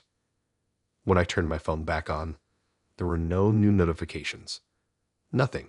It felt like maybe it was over. The next morning, I opened my app to find another new account waiting. The profile picture this time was worse than the others. It was a photo of me sleeping. Side view, blanket pulled up to my chest, my face half visible, taken from the foot of my bed. I felt sick, not scared in a loud way, scared in a quiet, heavy way that settled into my stomach and stayed there. I reported the account, blocked it, logged out, deleted the app. That afternoon, I had a message request on a completely different platform. New account, no photo. Just a message saying blocking doesn't remove what already exists. Attached was another image. It was my bathroom mirror. In the reflection behind me was a shadow that didn't match my shape. I called a friend and asked them to come over. I didn't explain everything, just that I felt unsafe. When they arrived, I finally felt like I could breathe a little. Having another person in the space made it feel real again. We checked the apartment together. Every room, every corner.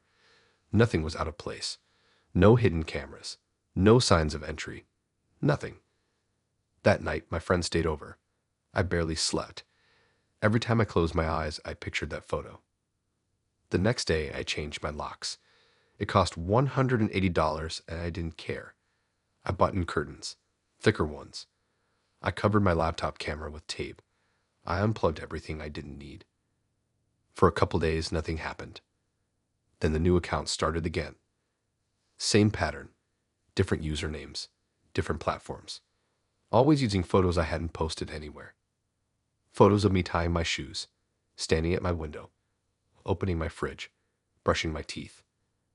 All taken from angles that suggested someone else was there. I stopped blocking them. I realized it didn't matter. Blocking just seemed to trigger the next one. Instead, I watched. One account slipped up and posted a photo that included something reflective, a framed picture on my wall. In it, I could see part of the room behind the camera. A jacket hanging that wasn't mine. I sent that image to the police. They took it seriously enough to file a report, but without a clear suspect or proof of entry, there wasn't much they could do right away. That night, I stayed somewhere else. When I came back 2 days later, my apartment felt wrong.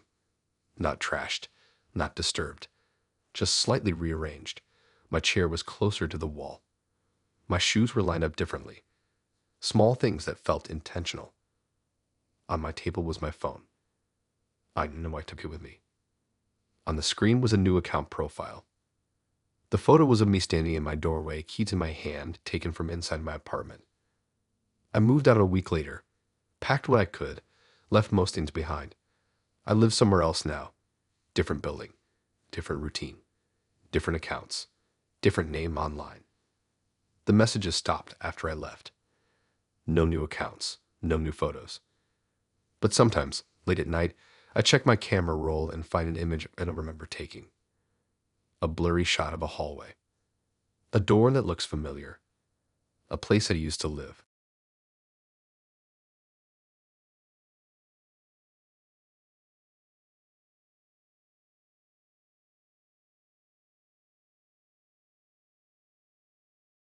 I knew something was off before I even pushed the cafe door open, like my body picked up on it faster than my brain could. It was one of those moments where nothing bad has happened yet, but your chest feels tight anyway. The kind where you slow down without meaning to, just to buy yourself a second. She had finally agreed to meet after months of talking. That alone felt huge. She always had reasons before.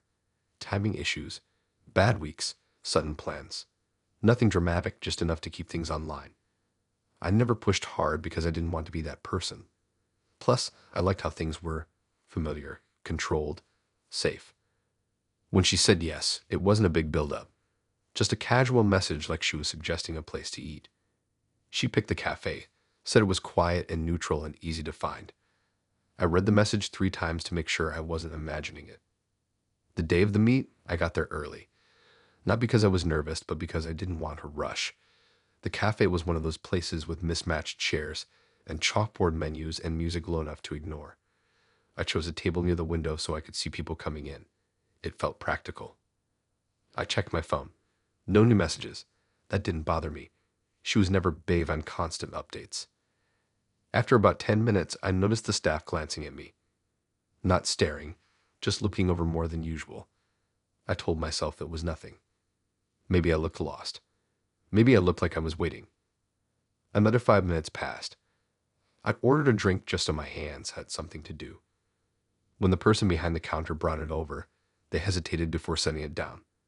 I noticed the pause. It felt deliberate. They handed me a folded piece of paper with a cup. No explanation, just a look that lingered half a second too long. My stomach dropped. I waited until they walked away before touching it. The paper felt warm, like it had been held recently. I unfolded it slowly, half expecting it to be nothing. Maybe a receipt, maybe a mistake. It wasn't. It was written in pen, neat but rushed, not messy, just fast.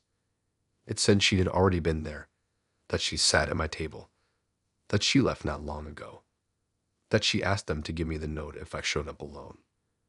My chest felt hollow reading it. I read it again to make sure I didn't miss anything.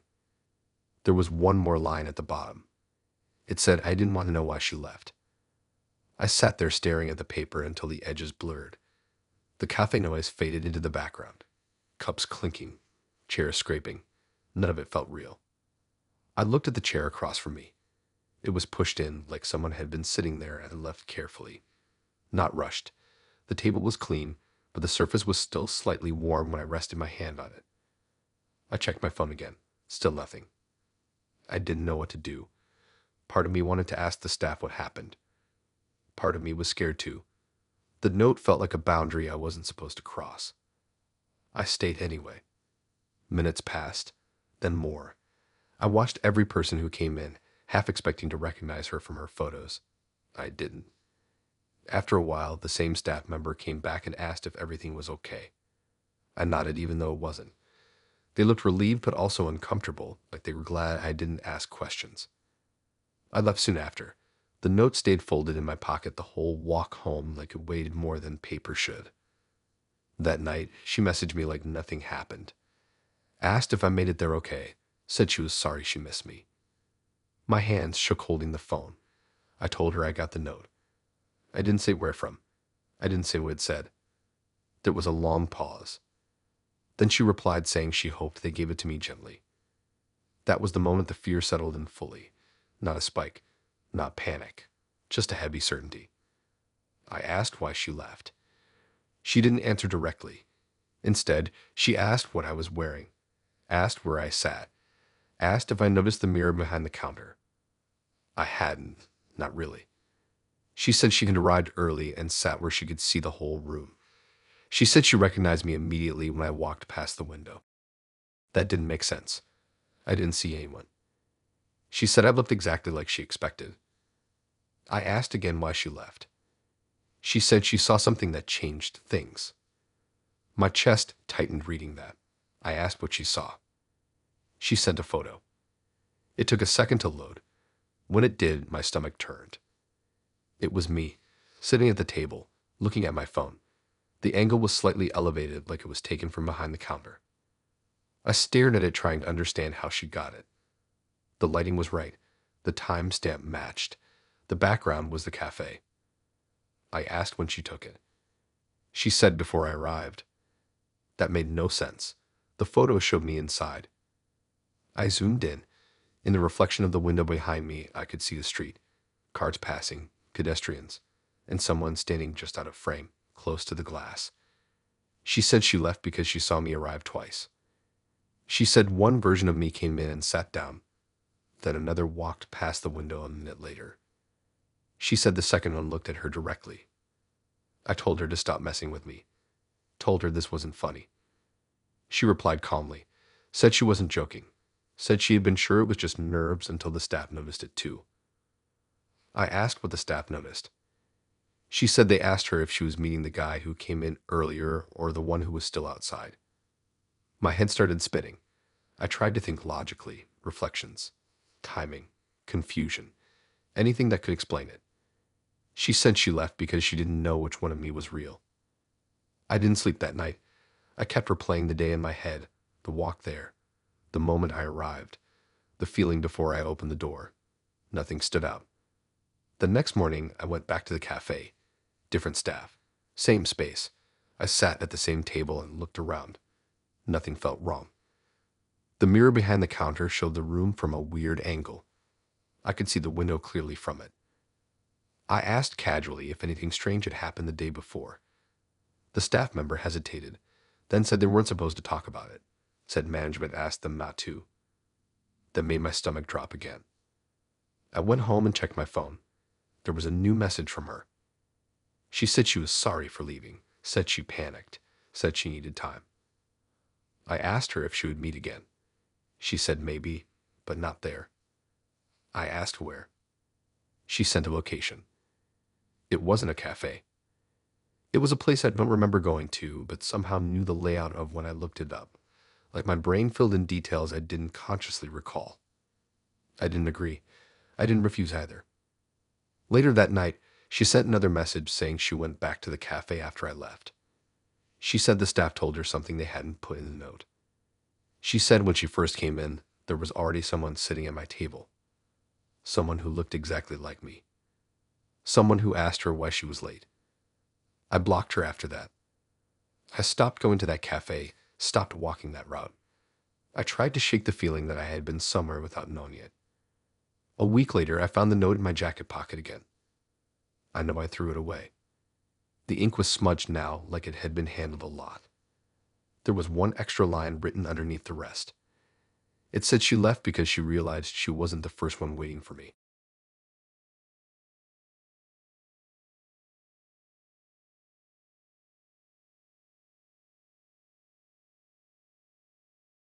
The playlist showed up at a time when nothing bad was happening, which somehow made it worse later. I was laying on my bed with my phone on my chest, scrolling without really seeing anything when the notification popped up. It was from him. Not a message exactly, just a link. The preview showed a music app icon and a title underneath it that made my stomach tighten for reasons I could not explain yet. The title said songs you will hear before it ends. All lowercase. No emoji. No joke attached. Just that. I stared at it longer than I should have. My first thought was that it was dramatic in a cringe way, like something someone posts when they want attention. But he was never like that. That was part of why I kept talking to him. He didn't try to be mysterious. He didn't talk in riddles. He just talked like a normal person who happened to listen well. We had been talking for about a month by then. Met on a regular app. His profile was clean and simple. A few photos, all taken outside. No selfies in mirrors. No weird captions. Just a guy who looked slightly tired but normal. Our conversations were easy. Not constant, not intense. He would disappear during the day and come back at night. I liked that rhythm. He was really into music. That came up early. He would ask what I listened to when I couldn't sleep, what song I would play if I needed to calm down, which tracks I skipped every time. I thought it was just small talk. Everyone talks about music. He started sharing playlists pretty early on. Nothing strange. Mood-based stuff. Late night drives. Rainy days. Background noise. I listened to some of them. They were fine. Nothing stood out. So when he sent this one, I assumed it was just another playlist with a dramatic name. I didn't open it right away. I asked him what it was for. He replied a few minutes later saying it was something he made for me, that I would understand later. That reply sat heavy in my chest. It felt unnecessary, like he was adding weight on purpose. I finally tapped the link. The playlist loaded slowly like my app was struggling. The cover image was blank, no artwork, just a gray square. There were 12 songs on it. Not a lot. The first thing I noticed was that I recognized all of them. Not in a general way. Not like popular songs everyone knows. Songs I had listened to alone. One was a track I used to play on repeat during a rough week last year. Another was something I have only ever listened to on my old headphones while pacing my kitchen late at night. One was a song I had searched once and never saved, just to see if it still hit the same. None of these were on my public playlists. I scrolled through the list slowly. My heart was beating harder with each song. The order felt intentional, like a timeline. Calm at the start, heavier in the middle, quiet at the end. The last song made my hands go cold. It was a track I played once the night my dad didn't come home. I had never told anyone that. Not friends, not family, not him. It wasn't something I talked about. It was just a memory tied to a sound. I locked my phone and sat up in bed. My room felt too quiet. The hum of the fan sounded louder than usual. I suddenly felt very aware of my breathing. I messaged him asking how he picked those songs. He replied casually like it was obvious, said I had told him, said I mentioned them over time, said people share more than they think. That wasn't true. Not all of them. Not the last one. I scrolled back through our chat looking for any mention. Nothing. No hints. No conversations where I talked about that night or that song. It wasn't there. I told him that, said I never shared some of those. There was a pause, longer than usual. Then he replied saying that maybe I forgot. That answer made my stomach drop. It wasn't defensive. It wasn't joking. It was calm and confident. I asked him what the title meant. He said it was just a phrase, said it didn't mean anything bad, said endings can be lots of things. Phases, chapters, versions of people. That didn't help. That night, I didn't listen to the playlist. I left my phone face down and tried to sleep. Every time I closed my eyes, the title flashed in my head. Songs you will hear before it ends. It felt less like a suggestion and more like a schedule. The next day, I noticed the playlist had updated. One song had moved up in the order. I hadn't touched it.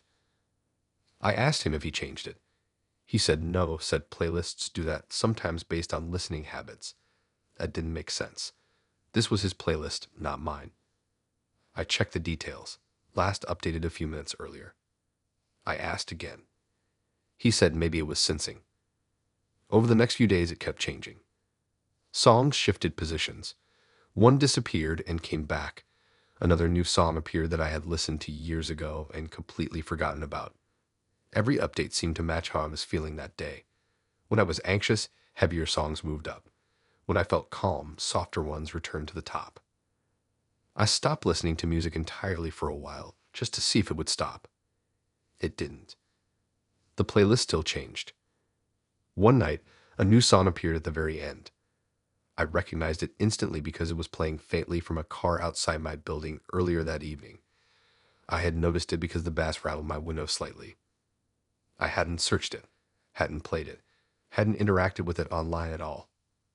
I asked him how that song ended up there. He replied saying I had been near it. That answer scared me more than anything else he had said so far. I blocked him. The playlist stayed. Even after blocking him, even after unfollowing, even after deleting the app we met on, the playlist remained in my music library like it belonged there. I tried to remove it. It came back. I tried to report it. Nothing happened. The title changed a few days later. Songs you are hearing now. My chest felt tight reading that. I hadn't opened the playlist in days. I hadn't even opened the app. I checked the songs. They matched my week perfectly. One from the grocery store speakers I passed by. One from a video my neighbor played too loud. One from a show I half watched while cooking.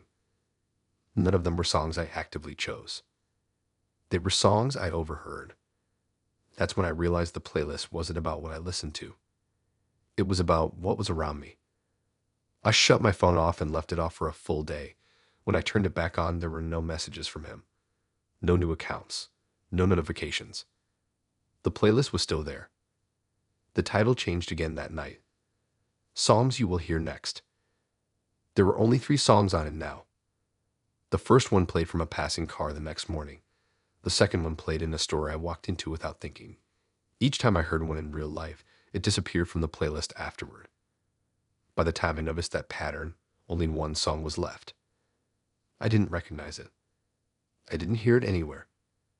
I stayed inside that night. No tea, no music, no videos, just silence. I wanted to see what would happen if I didn't hear anything. Around midnight, I heard something faint through my wall, my neighbor playing music quietly, barely audible. It was the song. My phone buzzed at the exact same moment. The playlist was gone. In its place was a new one. No title, no songs, just a description. It said, "Thanks for listening." I deleted my music app after that, deleted my account, wiped my phone, started fresh. I don't use streaming services anymore. I avoid places with background music when I can. I keep my windows closed more often. Sometimes, late at night, I still catch myself paying too much attention to songs playing in the distance, wondering if they mean something, wondering if they are part of something already arranged. And sometimes I swear I can hear music when there is none, like my brain is filling in a track that hasn't arrived yet.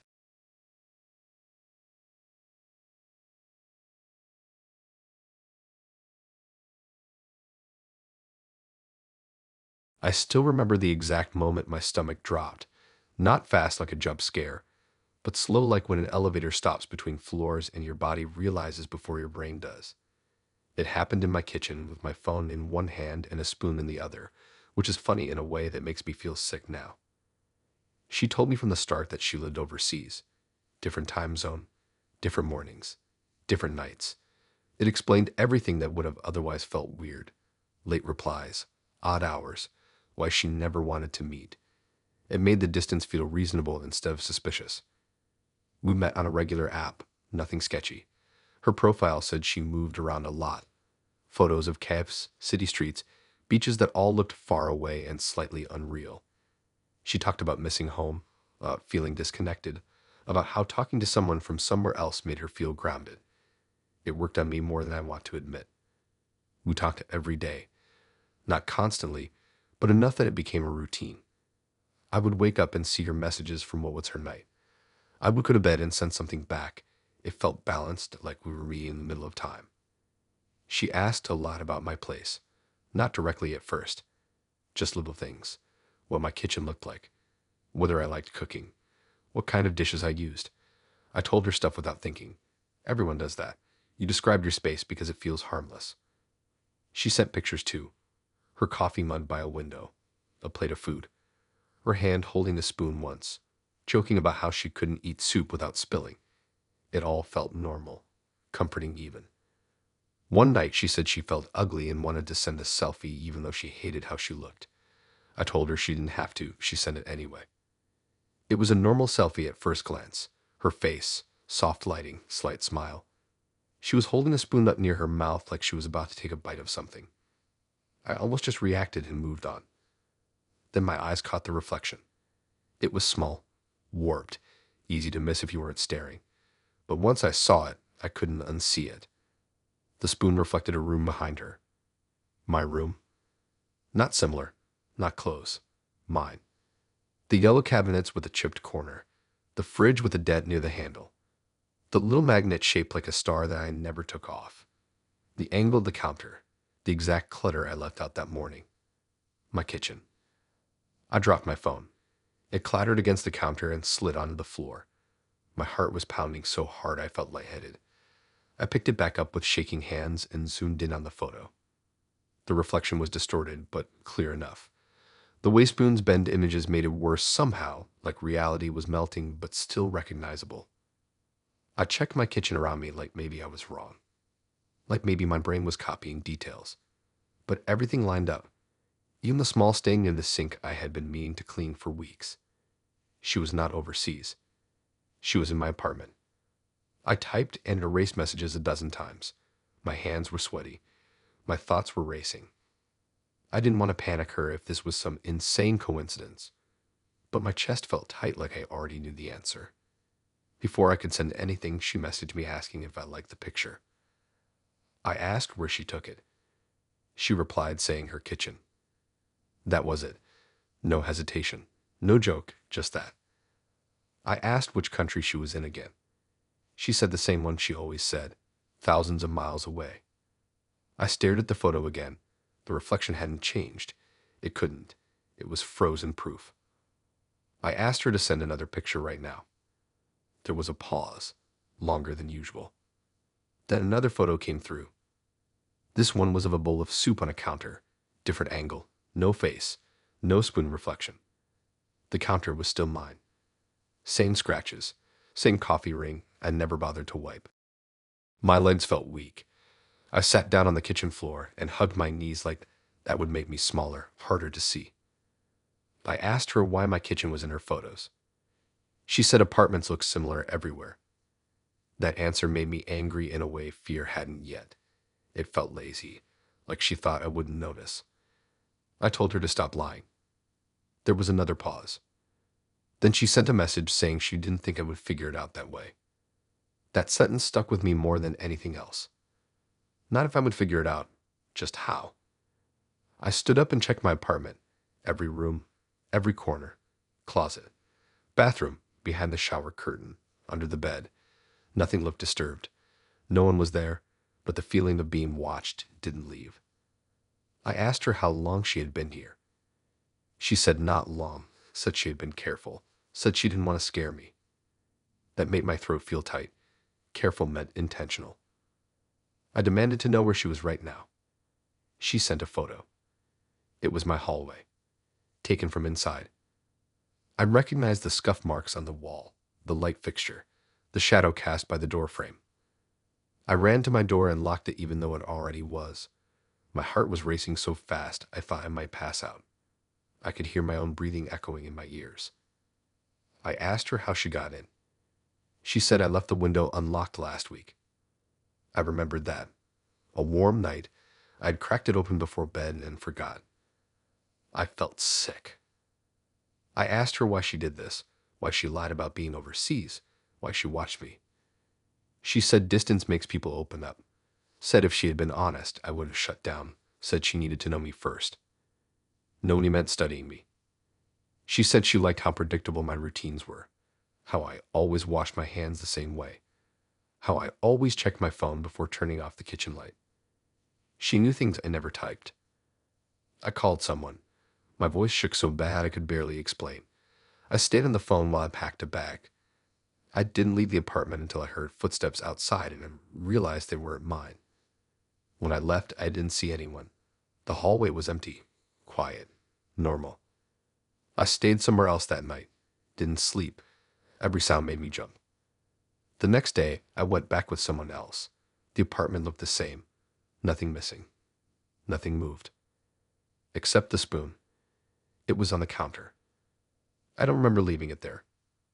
I reported everything. Showed the photos. Showed the messages. They took notes. They nodded. They said they would look into it. Without clear proof of her being there at that moment, there wasn't much they could do. I changed my locks, paid $160 and didn't think twice. I blocked her everywhere, deleted apps, changed passwords. I tried to erase every trace. For a while, nothing happened.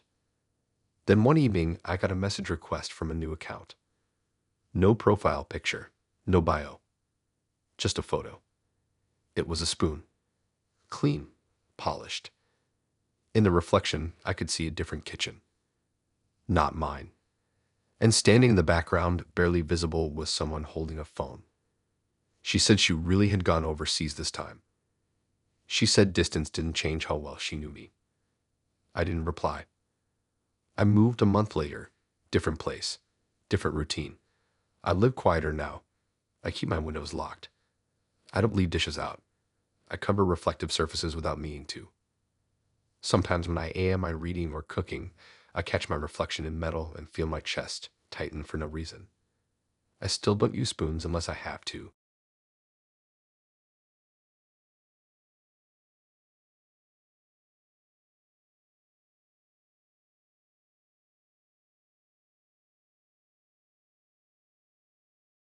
I asked if he was real as a joke because that is what you do when things feel too easy for too long. You poke at it. You laugh it off. You give yourself an out in case something breaks. I didn't expect an answer that would make my hands go numb and my mouth go dry at the same time. We had been talking for a while by then, long enough that his messages felt normal, like background noise you don't notice until it stops. We met on a basic app. Nothing weird. His profile didn't try to stand out. One photo, plain smile, neutral background. His bio was short and kind of vague, which I liked. It felt like he wasn't trying to sell himself. Our conversations were steady, not intense, not rushed, just consistent. He would check in most nights, ask about my day, remember things I mentioned weeks earlier. Nothing that felt invasive, just attentive in a way that made me feel seen without pressure.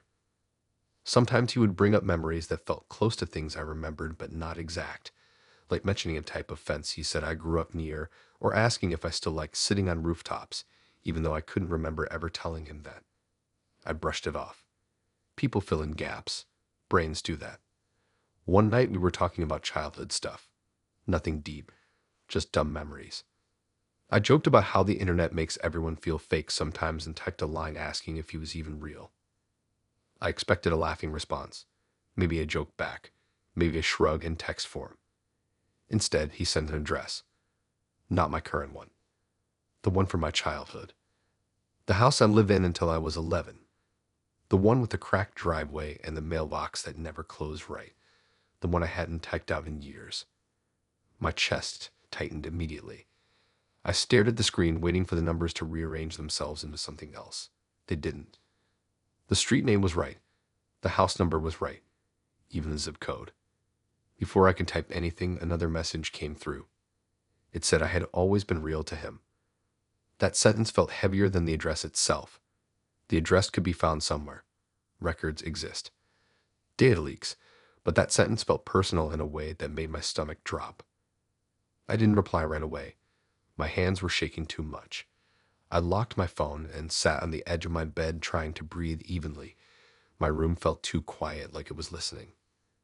When I finally picked the phone back up, there was another message waiting. He said he didn't mean to scare me, said he thought I would recognize it. Recognize what? I asked him how he knew that address. He replied calmly, said he had known me a long time, said I used to talk about that place more than I realized, said memories leave patterns. That didn't make sense. I barely talk about my childhood online, especially not specifics like addresses. I asked him when I ever mentioned it. He said not recently. That answer made my skin crawl. I scrolled back through our chat looking for anything that could explain it. Nothing. No hints. No stories detailed enough to lead there. The address sat there alone in the conversation like a mistake that couldn't be undone. I asked him if he had looked me up. He said not the way I was thinking. I asked him what that meant. He said I had shared more than I remembered over the years. Said sometimes people forget the early versions of themselves. That phrase stuck with me. Early versions. I told him he was freaking me out, that this crossed a line. He apologized, said he understood, said he would back off if I wanted, said he just felt close to me and thought honesty mattered. Honesty would have been saying this before I joked. I blocked him. I thought that would be the end of it. It usually is. Block and move on. But the feeling didn't fade. My heart kept racing like I was waiting for something else to drop. An hour later, I got a message request from a new account. No photo, no bio. The message said he didn't want to lose me over a misunderstanding. I blocked that one too. Another appeared 10 minutes later. This one had a profile photo. It was the front of my childhood house. Not a recent photo, an old one, before the paint was changed, before the tree in the yard was cut down, before the porch light was replaced. The angle was wrong though, not from the street, from the side near the old fence that led to the backyard. My throat went tight. I felt dizzy. I reported the account, blocked it, set my phone face down and walked into the bathroom. I splashed water on my face and stared at myself in the mirror trying to ground. When I came back, my phone buzzed again. A different account this time. No photo. Just a message saying he remembered when I used to sit on the back steps at night because it was quieter there. I hadn't thought about those steps in years. I asked him to stop. Told him this wasn't okay. Told him I didn't know him. He replied saying that was the problem. He said I used to know him. That sentence hit harder than everything else combined. It suggested a past I couldn't access. A missing chapter. something I had forgotten, but he hadn't. I tried to think logically. Data scraping, public records, social engineering, any explanation that didn't involve the impossible. But the details were too specific, too personal, things not written down anywhere. He mentioned a crack in the concrete near the hose, a neighbor who used to whistle every morning, the way the porch light flickered if he kicked the step too hard. These were things I remembered only when he brought them up, like locked rooms opening in my head. I felt sick. I called my mom. I hadn't planned to. I just needed to hear someone real. I asked her questions about that house, about who we knew, about anything unusual. She answered normally. Nothing out of place. No mention of anyone like him. I didn't tell her why I was asking. That night, I didn't sleep. I lay on my bed staring at the ceiling, replaying every message, every phrase, trying to find a lie or a slip. He never contradicted himself, never rushed, never escalated. It was like he was waiting for me to remember something on my own. The next morning, I checked my phone and saw one last message from the original account. He said he would stop messaging, said he didn't want to push, said he just needed me to know that what we were talking about now wasn't the beginning. He said it was a continuation. Then he sent another address, a different one, a place I didn't recognize at first. But when I stared at it long enough, something clicked. It was the address of a place I had lived briefly when I was very young. A rental, only for a year. I barely remember it. I had to think hard to even picture it. I'd never talk about that place, not because it was bad, just because it faded. He said that was where we met. I blocked him everywhere after that, changed my usernames, locked down my profiles. I tried to erase myself online as much as I could. For weeks, nothing happened. Then one afternoon, I was out reading old mail looking for a document and found a box of stuff from my childhood. Drawings, photos, random papers my mom saved. At the bottom was a folded note I didn't recognize. My name was written on it in shaky handwriting. Inside was a sentence. It said I would remember when I was ready. I asked my mom about it. She said she didn't know where it came from, said it wasn't hers. I don't know if that is true. I live my life like normal now. Work, friends, routines. But sometimes I feel like I am missing something important. Not a memory exactly, more like a person-shaped gap. Sometimes when I think about my childhood, certain parts feel edited, like someone cut scenes out cleanly. I haven't heard from him again. But every once in a while, I dream about that house and feel like someone is standing just out of view, waiting for me to remember who they are.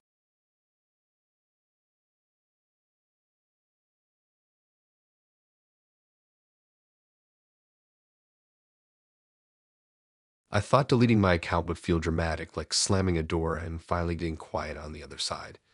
Instead, it felt small and anticlimactic, like turning off a light in a room that still somehow stayed bright. I remember staring at the confirmation screen longer than I needed to, rereading the words telling me my account was gone, my data removed, my profile erased. It felt final enough that my shoulders relaxed for the first time in weeks. She had been in my phone for too long by then. Not constantly messaging, not blowing me up, just there in a way that soaked into everything else. She knew when I was online without checking. She knew when I was tired before I said anything. Nothing obvious enough to call out, but enough to make my skin crawl once I started noticing it. We met like everyone does, through a swipe that didn't mean anything at the time. Her profile felt safe. Not overly pretty, not empty either. Just normal. We talked about random stuff at first, nothing deep. Then slowly it shifted. She started asking questions that felt personal but framed like curiosity. What stressed me out as a kid, what I thought about right before falling asleep, what kind of person I was afraid of becoming. I answered because it felt good to be understood. She always reacted calmly, never shocked, never judgmental. She remembered everything too well. The first time I tried to pull back, she didn't stop me. She just adjusted. Fewer messages, more meaningful ones. Like she knew exactly how much space to give without letting me go. I didn't realize that was control until later. When things finally crossed a line, I didn't confront her. I didn't block her. I just decided to disappear. I told myself that was safer. No reaction, no closure, just gone. I backed up the few photos I cared about, logged out, and hit delete. The app warned me twice. I confirmed twice. Then it was done. I sat there staring at my phone, waiting for anxiety to spike, but it didn't. The silence felt clean. I went to bed early that night and slept deeper than I had in days. The next morning, my phone buzzed with an email notification.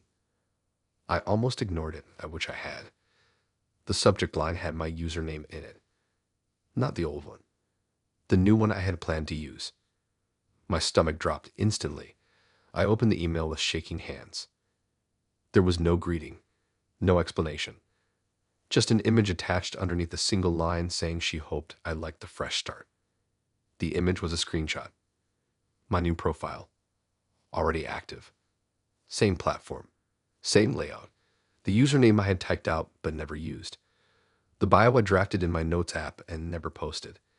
Even the profile photo I had just taken and saved to my phone, not uploaded anywhere yet. It was all there.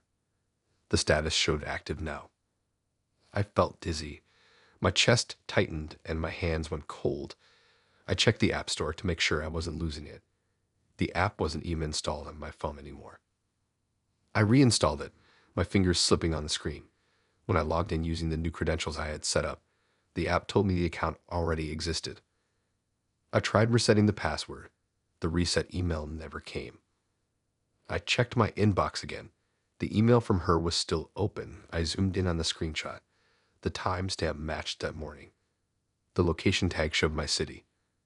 I felt sick. I replied to the email asking how she did this. Not angry, not calm, just desperate. The reply came back almost instantly. She said I made it easy. That sentence replayed in my head over and over. I checked my sent mail. Nothing weird. I checked my drafts. Nothing. I checked my trash. Nothing. It was like the account had been created in a space I didn't have access to. I logged into my email security settings. No unfamiliar logins. No warnings. Everything looked clean. That made it worse. Another email came in. Another screenshot. This one showed my new account messaging someone. The messages sounded like me. Same tone. Same pacing. Same way I typed when I was relaxed. It was uncanny. The conversation flowed naturally, like I had written it without realizing. Except I hadn't. She followed up saying she didn't want my silence to ruin my chances. Said she was just helping keep things moving. Said I would thank her later. I felt like I was losing control of my own reflection online, like someone else was wearing my name and face and voice and walking around without me. I reported the account, filled out every form, attached screenshots, explained everything. The automated reply said they would look into it. Hours passed. Then I got another email from her. This time it was a screen recording.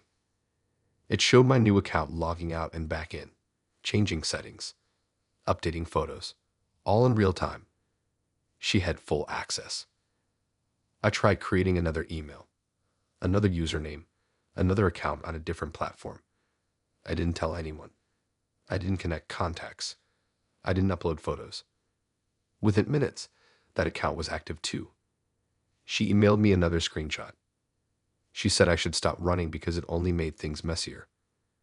I started feeling disconnected from my body, like I was watching this happen to someone else. My apartment felt unreal. My phone felt heavy in my hands. I checked my locks, checked my windows. Everything was normal. That made it harder to breathe. I unplugged my router, turned my phone off, sat in silence for hours. I thought maybe if I went fully dark, it would stop. When I turned my phone back on, there were no notifications. I almost cried from relief. Then the email came through. She said she liked when I went quiet, said it gave her time to set things up properly. Attached was another screenshot. This one showed my new profile with a verification badge. I hadn't applied for that. The bio had been updated. It mentioned things I had thought about but never typed. Goals, jokes, a line that felt too personal to be coincidence. I threw my phone across the couch and paced my apartment until my legs hurt. My mind kept searching for explanations. Hacking, malware, coincidence, anything that didn't end with me being watched this closely. I wiped my phone, Factory reset. New passwords, new email, new everything. I took my laptop to a repair shop and paid $140 for a full check. They found nothing. That night, I got one last email. No screenshots this time, just text. She said she wasn't trying to scare me, said she just didn't like losing me, said deleting my account felt like erasing something that already existed between us. She said accounts were just containers. People were harder to delete. I didn't reply. I stopped trying to create new profiles after that. I went offline as much as I could. I live quieter now. No apps, no bios, no photos. Weeks passed without contact. I started to relax again slowly. Then a friend mentioned they found my profile on a new app and asked if it was really me. They sent me a screenshot. It was my face, my name, a bio that sounded exactly like something I would write. The status said active now. I didn't respond to my friend. I don't know which version of me they were talking to. Sometimes I wonder if deleting myself just gave her more room to fill in the gaps.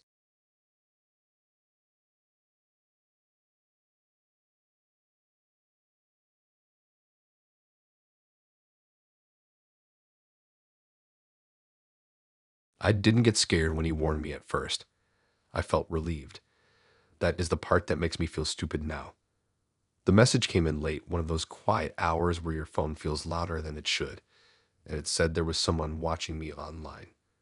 Not in a dramatic way, not a threat, more like a heads up from someone who had already noticed something I missed. We'd been talking for a while by then, long enough that his messages felt familiar, like background noise I trusted.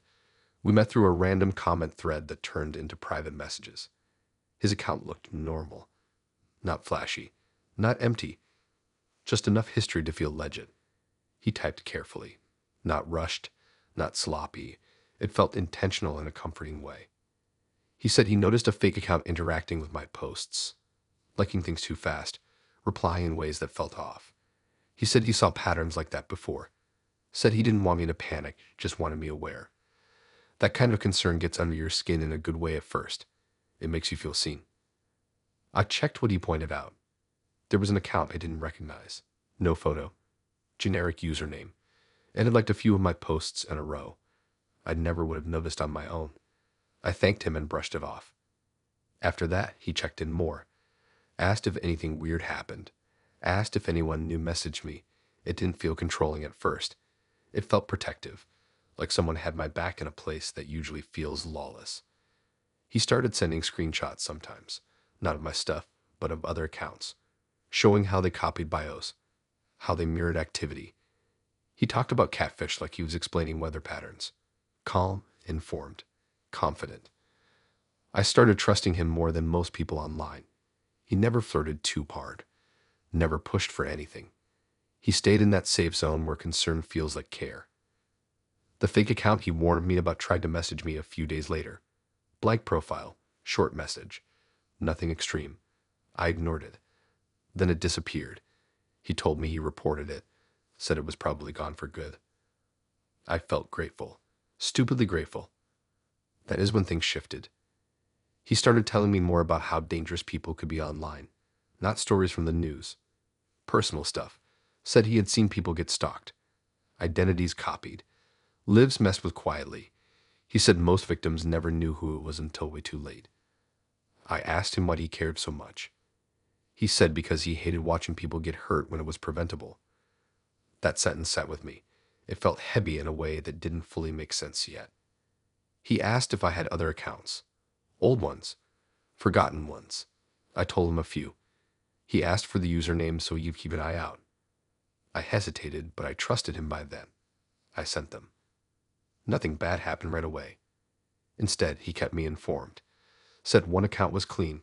Said another had been viewed by someone suspicious. He always framed it like updates, like he was doing a job. I noticed I started checking with him before posting anything personal. Not because he told me to, but because it felt safer. I would ask if something was a bad idea. He would usually say it was fine. Sometimes he would suggest waiting. I didn't notice how much control that gave him until later.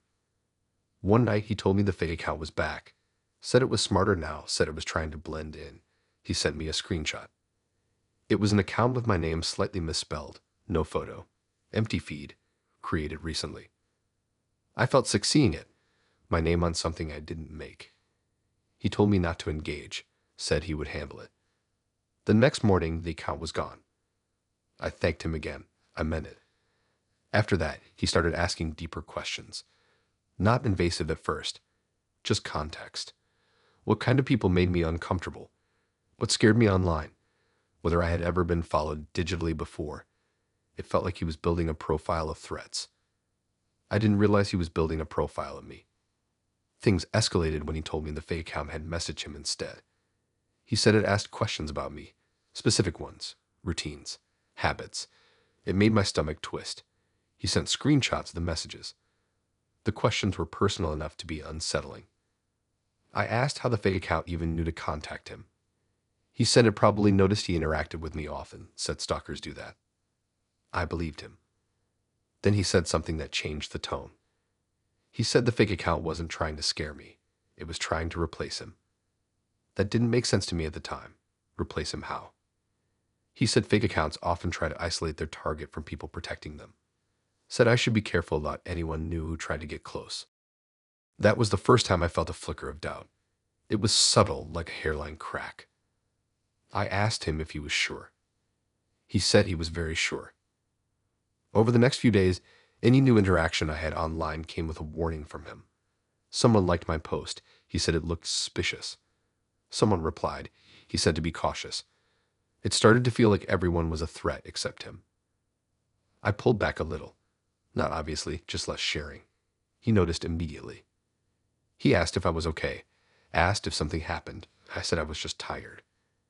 He replied saying fatigue can make people vulnerable. Said that was often when impersonators strike. That sentence bothered me. I decided to test something.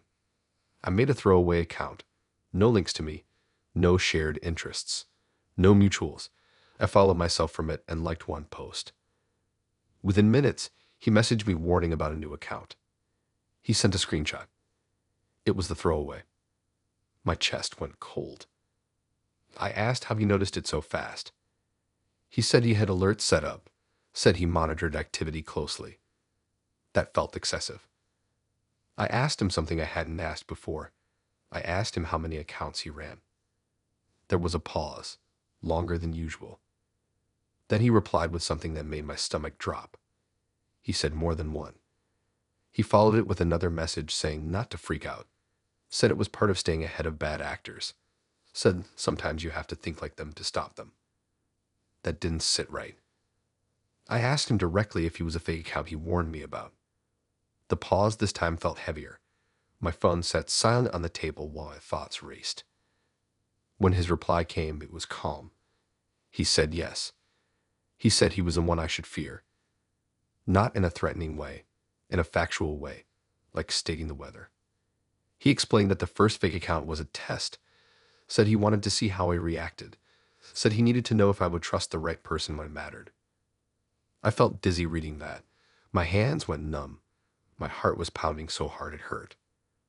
I asked why. He said because there are worse people out there. Said he was keeping them away. Said if I hadn't trusted him, someone else would have taken his place.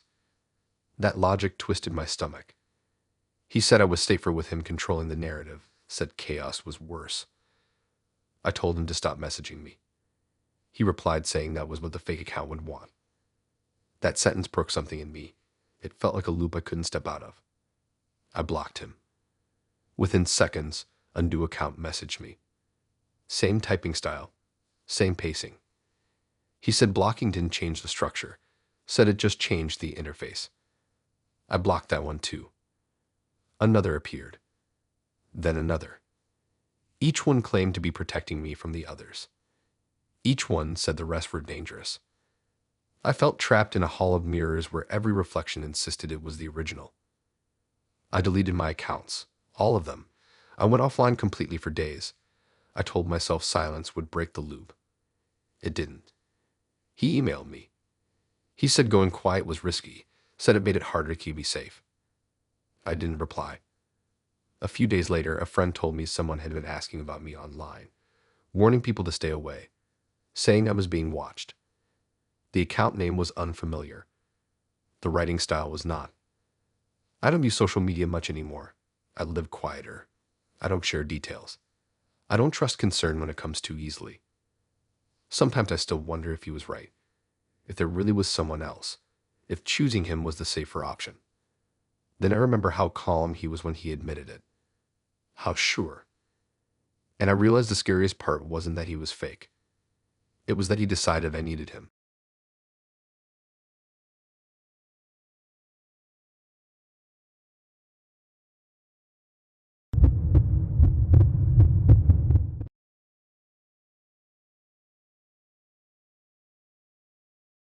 The confession didn't come with drama. No build-up. No apology that tried to soften it. It landed in my inbox like a weather update, calm and unavoidable, and I still think that's what messed me up the most. If she had panicked or begged or acted guilty, maybe my brain would have kicked into defense mode. Instead, she sounded settled, like she had crossed this bridge long before telling me. We had been talking for months by then. Not nonstop, but enough that her messages were part of my day without effort. I would wake up and see something from her. I would fall asleep after replying. It felt balanced. She never pushed too hard, never disappeared for too long. It was a kind of online connection people brag about having. Her profile said she was a year younger than me. Her photos were simple, not filtered, casual lighting, nothing that screamed fake. She talked about work stress, bad sleep, random thoughts that pop up when you are alone too long. It felt relatable, safe. We talked about future stuff in a vague way at first, places we wanted to go, routines we imagined liking. Nothing concrete, just ideas. I thought that was normal. People do that when they are getting close. Looking back, she was always more specific than I was. She remembered dates I mentioned once, preferences I forgot sharing. She would bring things up like she was checking boxes quietly. I liked that she paid attention. I didn't realize she was organizing. The night she told me the truth started like any other. We were talking about nothing important. Then she said she needed to tell me something and wanted me to stay calm. That alone made my chest tighten. She said her name wasn't real. That didn't shock me. Lots of people lie about names online. Then she said her age wasn't either. That bothered me more, but she clarified she wasn't wildly off. Just adjusted. She said she did it because people treat you differently when numbers change. Then she said the photos weren't her. That part made my stomach drop, not in an explosive way. More like everything inside me would hollow at once. She didn't say they were stolen from a model or some random page. She said they were someone she used to know. Someone who looked like how she wanted to be seen. Someone who fit better into the story she was telling. I didn't know how to respond. My hands were cold. My thoughts felt delayed, like my brain was buffering. Before I could even process that, she added that it didn't change anything important. I asked what she meant by that. She said what mattered was what we had built, the understanding, the plans. That word stuck out. Plans. I told her I didn't know what plans she was talking about. We hadn't agreed on anything serious. She replied saying we had, just not out loud. That scared me more than the lying. She started listing things. Not hypotheticals, not dreams. Actual steps. Timelines. Things that felt decided. She talked about when we would meet. Not if. When. She mentioned a month I had casually said would be less busy for me. She mentioned a city close to where I live, not hers. She said it made more sense for her to come to me. She talked about staying nearby at first, easing into things. She talked about routines we would build. My chest felt tight reading it. I scrolled back up to make sure I wasn't misheard. The confidence in her tone made it feel like she was reminding me, not proposing. I told her this was too much, that lying about who she was changed everything, that we needed to stop. She replied calmly, saying I was reacting emotionally, saying she expected that, saying people always panic right before acceptance. That sentence made my skin crawl. I asked her why she thought I would accept this. She said because I already had, said I had shared things I only share when I trust, said I had pictured a future with her even if I didn't say it directly, said that connection doesn't disappear just because details shift. She said identity was flexible, intention wasn't. I didn't reply for a long time. I needed space to breathe. My room felt smaller. The walls felt closer. I kept rereading her messages, trying to find where the line was between confidence and delusion. While I was quiet, she sent another message. She said she understood if I needed time, said the plans would wait, but they weren't changing. That wording felt wrong. Waiting but not changing. I told her I didn't consent to any plans, that this was crossing a line.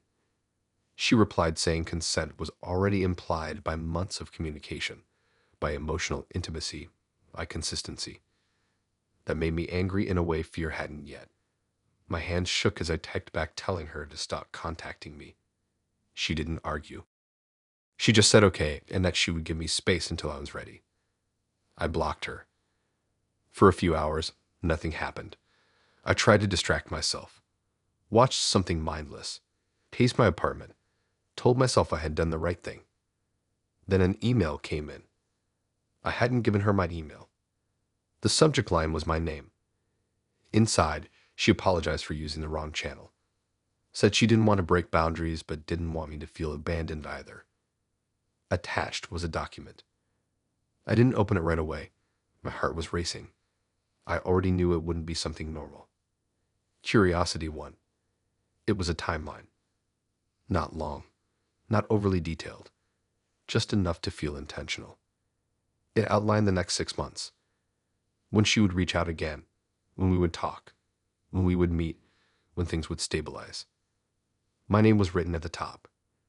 I felt sick. I replied telling her to leave me alone.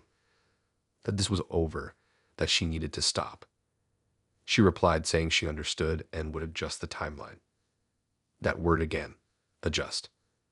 The next day, a new account followed me on a different platform. No photo. No bio. The username was close to hers, but not exact. It messaged me saying she was sorry for lying, but meant everything she said. I blocked it. Another appeared 2 days later. Then another. Each one referenced the plans like they were shared knowledge, like a schedule we both had access to. She never threatened me, never insulted me, never begged. That made it harder. It felt like she was patient because she believed time was on her side. I changed my settings, locked everything down, stopped posting, stopped replying.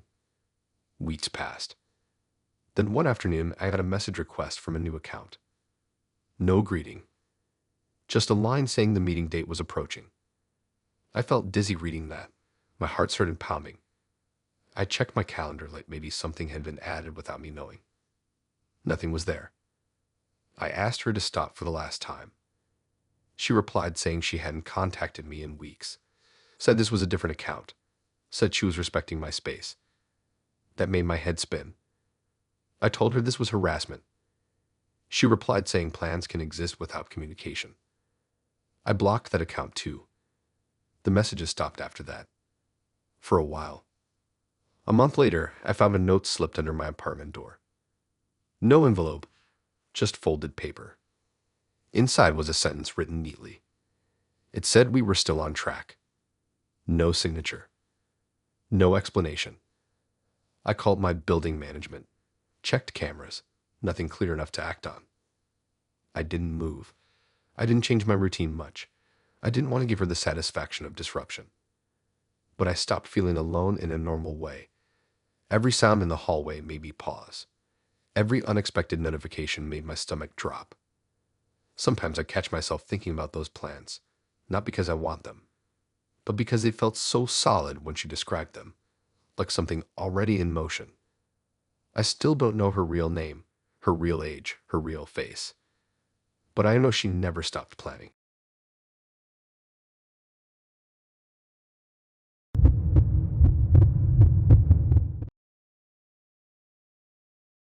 I didn't realize what was wrong until I saw his hands.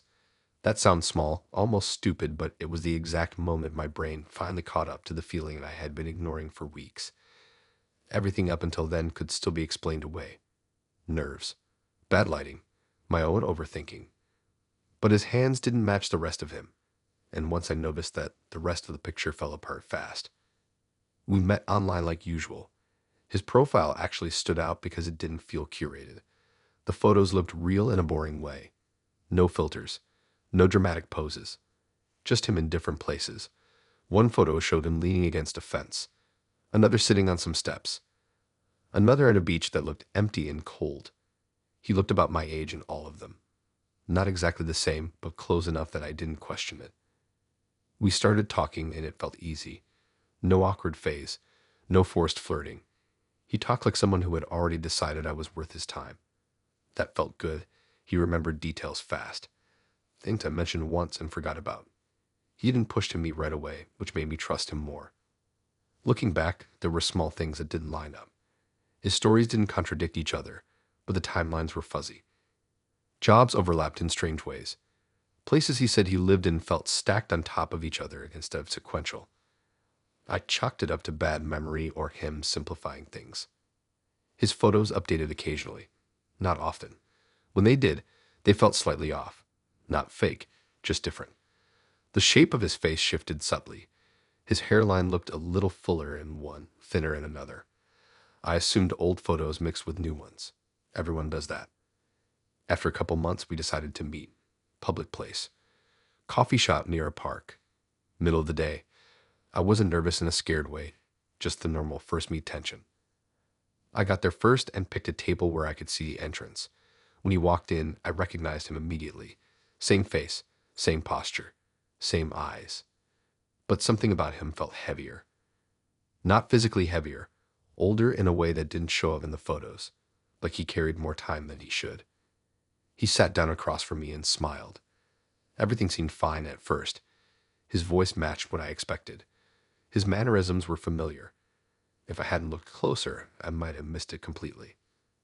Then he reached for his cup. His hands looked older than his face. Not elderly, not dramatic, just older. Veins more visible, skin slightly looser, the kind of hands you get after years of use. They didn't match the age I thought he was. They didn't even match the hands in his photos. I tried to ignore it, told myself I was being weird. Lighting can do that. Stress can do that. As we talked, more details stacked up. Tiny lines near his eyes that weren't there in the pictures. The way he moved like someone who had done the same motions for a long time. Not stiff, just practiced.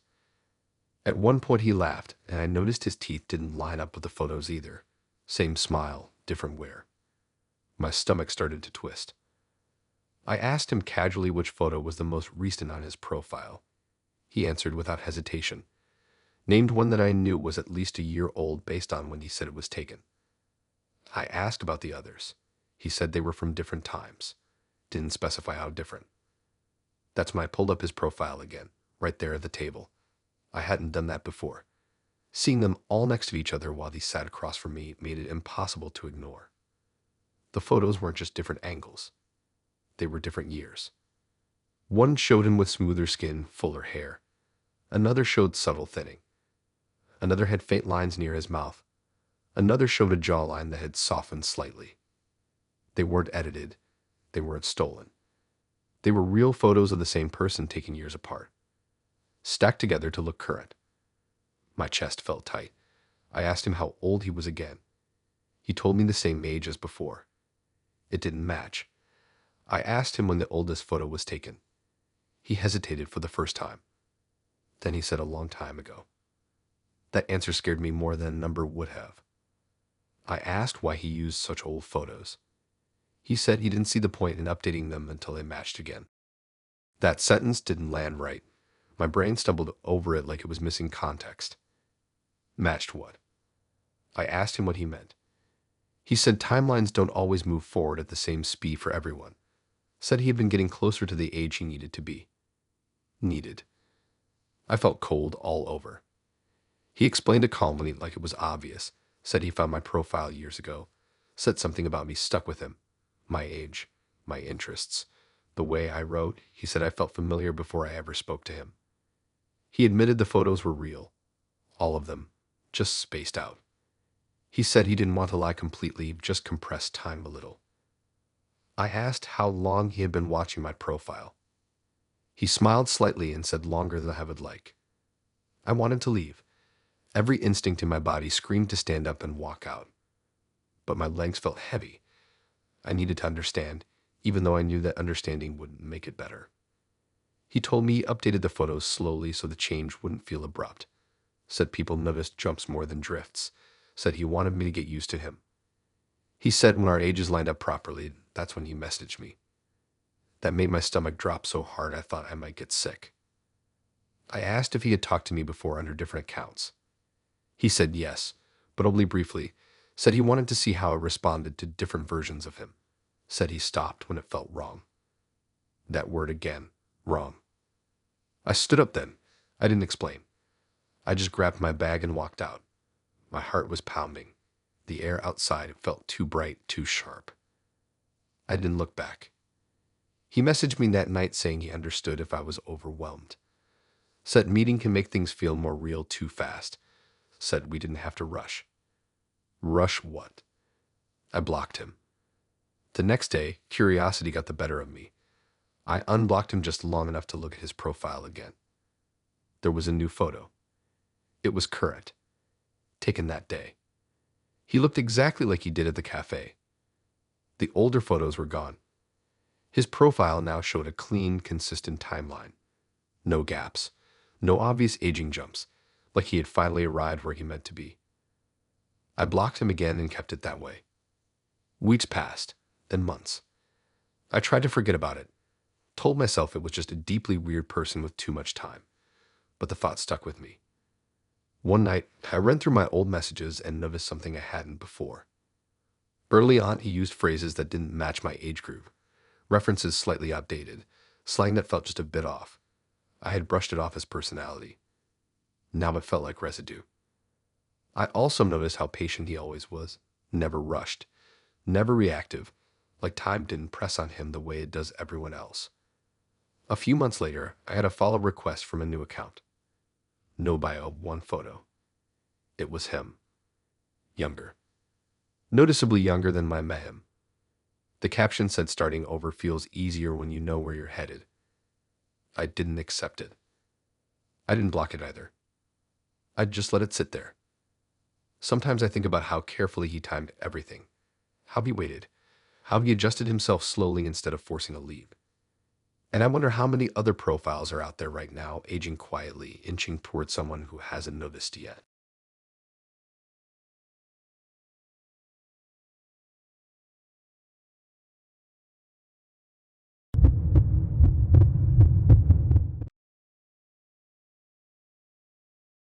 The breakup message hit my phone while I was brushing my teeth, which is such a stupid detail, but it matters because it was normal. Nothing dramatic. Minty toothpaste, buzzing phone on the counter, same routine I do every night. I remember thinking it was weird she chose that moment, but breakups never come at good times anyway. We had been talking for months. Not officially dating in the real world, but close enough that the word breakup still fit. Late night messages. Inside jokes. Future talk that stayed vague on purpose. She always said she liked keeping things flexible. I liked that too.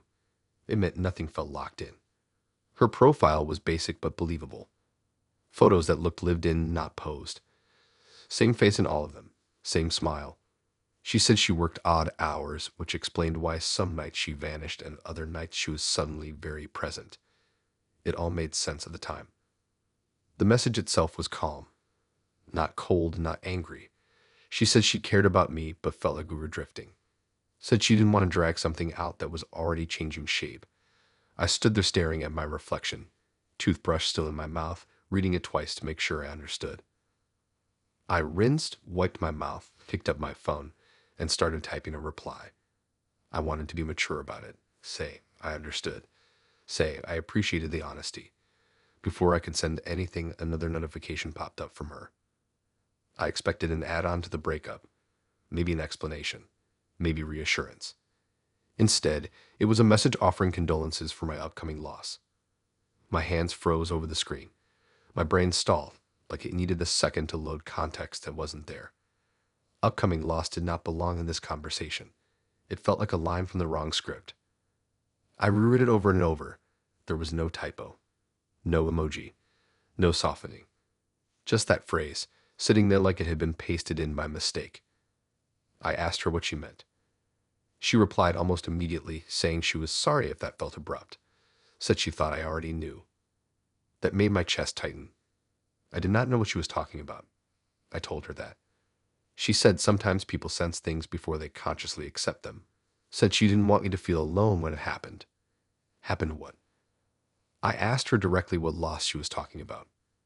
There was a pause, longer than usual. I paced my bathroom, my heart beating too fast, my mind flipping through possibilities like a broken slideshow. Family, friends, work, nothing made sense. When she replied, she didn't name anyone. She said it wasn't her place to say, said timing matters with these things, said she had already said more than she should have. That answer scared me more than specifics would have. I told her this wasn't okay. That breaking up was one thing, but this was crossing into something else. I asked her if this was a joke. She replied saying she would never joke about loss. I sat on the edge of my bed trying to slow my breathing. My phone felt hot in my hand. The room felt too quiet, like it was waiting. I asked how she could know something like that. She said people share more than they realize, said patterns show up if you pay attention, said she was good at noticing patterns. That word again. I tried to ground myself, told myself this was just someone being weird after a breakup, maybe trying to feel important, maybe trying to leave a mark. I typed that she needed to stop contacting me. She replied saying she understood, said she would give me space. Then she added that she would be thinking of me. I blocked her after that. I slept badly. Every dream felt fragmented. I woke up multiple times checking my phone even though I knew there would be nothing there. The next day, I went to work feeling off. Not panicked, just unsettled. Every little inconvenience felt louder than usual. I kept thinking about that phrase, upcoming loss. It echoed in my head like a countdown without numbers. I checked on my parents. Both fine. I texted my sister. She replied with something dumb about lunch. Normal. I checked on my closest friend. Also fine. The relief didn't last. That evening, I got an email. Unknown sender.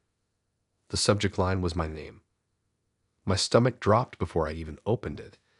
Inside was a short message saying she didn't want to bypass my boundaries but felt it would be cruel to stay silent. Attached was a screenshot. It was a calendar entry. Not from my phone, not from hers. Just a clean, minimal calendar view with a date circled 3 days away. Next to it was a label that said loss. No details, no name. I felt dizzy. I sat down hard on my couch and stared at the screen until my eyes burned. I checked my own calendar. Nothing there. No events. No reminders. I replied telling her to stop, telling her this was harassment. She replied saying she understood why I felt that way, said emotions run high before these moments, said she had gone back and forth about warning me. Warning me from what? I blocked the email address. The next 2 days crawled. Every phone call made my heart jump. Every unknown number sent a spike of fear through me. I felt ridiculous and on edge at the same time, which somehow made it worse. On the second day, my phone buzzed with a notification from a different platform. A message request. New account. No photo. No bio. The message said she was sorry for reaching out again, but felt responsible. She said the timing had shifted slightly. That phrase made my chest tighten. Timing shifting meant the event was still coming. I didn't reply. A few hours later, another message came through on the same account. She said the loss might not be what I was assuming. Said people focused too much on death and missed other kinds of endings. That confused me. Loss could mean anything. Job, home, friendship, sense of self. The ambiguity was torture. The third day arrived, the date on the screenshot. Nothing happened in the morning. I woke up, got dressed, went to work. The longer the day went on, the more tense I felt. My shoulders ached from being tight all day. Around mid-afternoon, I got a call from my landlord saying there had been a mistake in paperwork and my lease was being terminated early. Not eviction exactly, but close enough that my stomach dropped. I would have to move sooner than expected. It felt big, but not catastrophic. Not something that deserved condolences. Then my phone buzzed. A message from the new account. She said she was sorry, said she knew housing instability hits harder than people expect, said she hoped I had support. I felt cold reading that. She knew about the call, The timing was too perfect. I replied asking how she knew. She said she listened when I talked. Said I mentioned my lease once months ago. Said she put pieces together. That explanation felt thin. I blocked the account. That night, I packed a box absentmindedly, trying to distract myself. I found an old photo of my dog that passed away years ago tucked inside a book. It hit me unexpectedly hard. I sat on the floor holding it longer than I meant to. My phone buzzed again. New email. She said she was thinking of me tonight. Said secondary losses often surface alongside primary ones. Said grief layers. That broke something in me. It felt like she was narrating my internal state in real time. I didn't reply. I turned my phone off and went to bed. The next morning, I woke up to a voicemail from an unknown number. I didn't play it. I deleted it without listening. Later that day, a friend called to tell me they were moving across the country sooner than planned. We talked for a while. It wasn't dramatic, but it hurt more than I expected. When we hung up, my phone buzzed. A message from the same new account. She said goodbyes tend to cluster. I threw my phone onto my bed and screamed into a pillow. I felt watched in a way I couldn't explain. Not physically, emotionally, like someone was hovering just behind my reactions. I reported everything. The accounts, the emails, the messages, the screenshots. The response was polite and slow and not very reassuring. The messages stopped after that. Weeks passed. I moved apartments. I adjusted. Things settled into a new normal. The sharp edge of fear dulled into something quieter. Then one night, while I was unpacking the last box, I found a folded piece of paper I didn't recognize. Inside was a short note. It said she was sorry it had to happen this way. No signature. No date. Just that. I sat on the floor staring at it until my legs went numb. I don't know how it got there. I don't know when. I still don't know what the primary loss was supposed to be. Maybe it already happened and I missed it. Maybe it is still coming. Maybe the loss was a version of my life I thought I was in before she named the ending. I don't talk to people online the same way anymore. Not because I think everyone is dangerous, but because I know how easily someone can step into the cracks between moments and start writing meanings for you. Sometimes when something goes wrong now, small or big, I get this awful urge to check my phone, like part of me expects condolences to arrive right on time.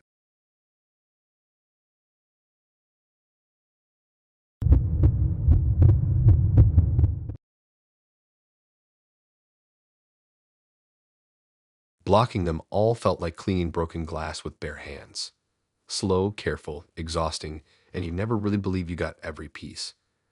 I sat on my bed with my phone buzzing every few seconds, my thumb hovering over block buttons, reporting accounts, closing tabs, deleting apps, reopening them just to make sure. My head hurt. My eyes burned, but I was determined to end it that night. It didn't start as something big. It never does. It started as a few different people over a few different platforms. Separate conversations that felt unrelated at first. One was funny in a dry way. Another was thoughtful and quiet. Another checked in at weirdly perfect times. I didn't connect them because why would I? The internet is full of strangers who overlap in tone sometimes. The first one found me on a regular app.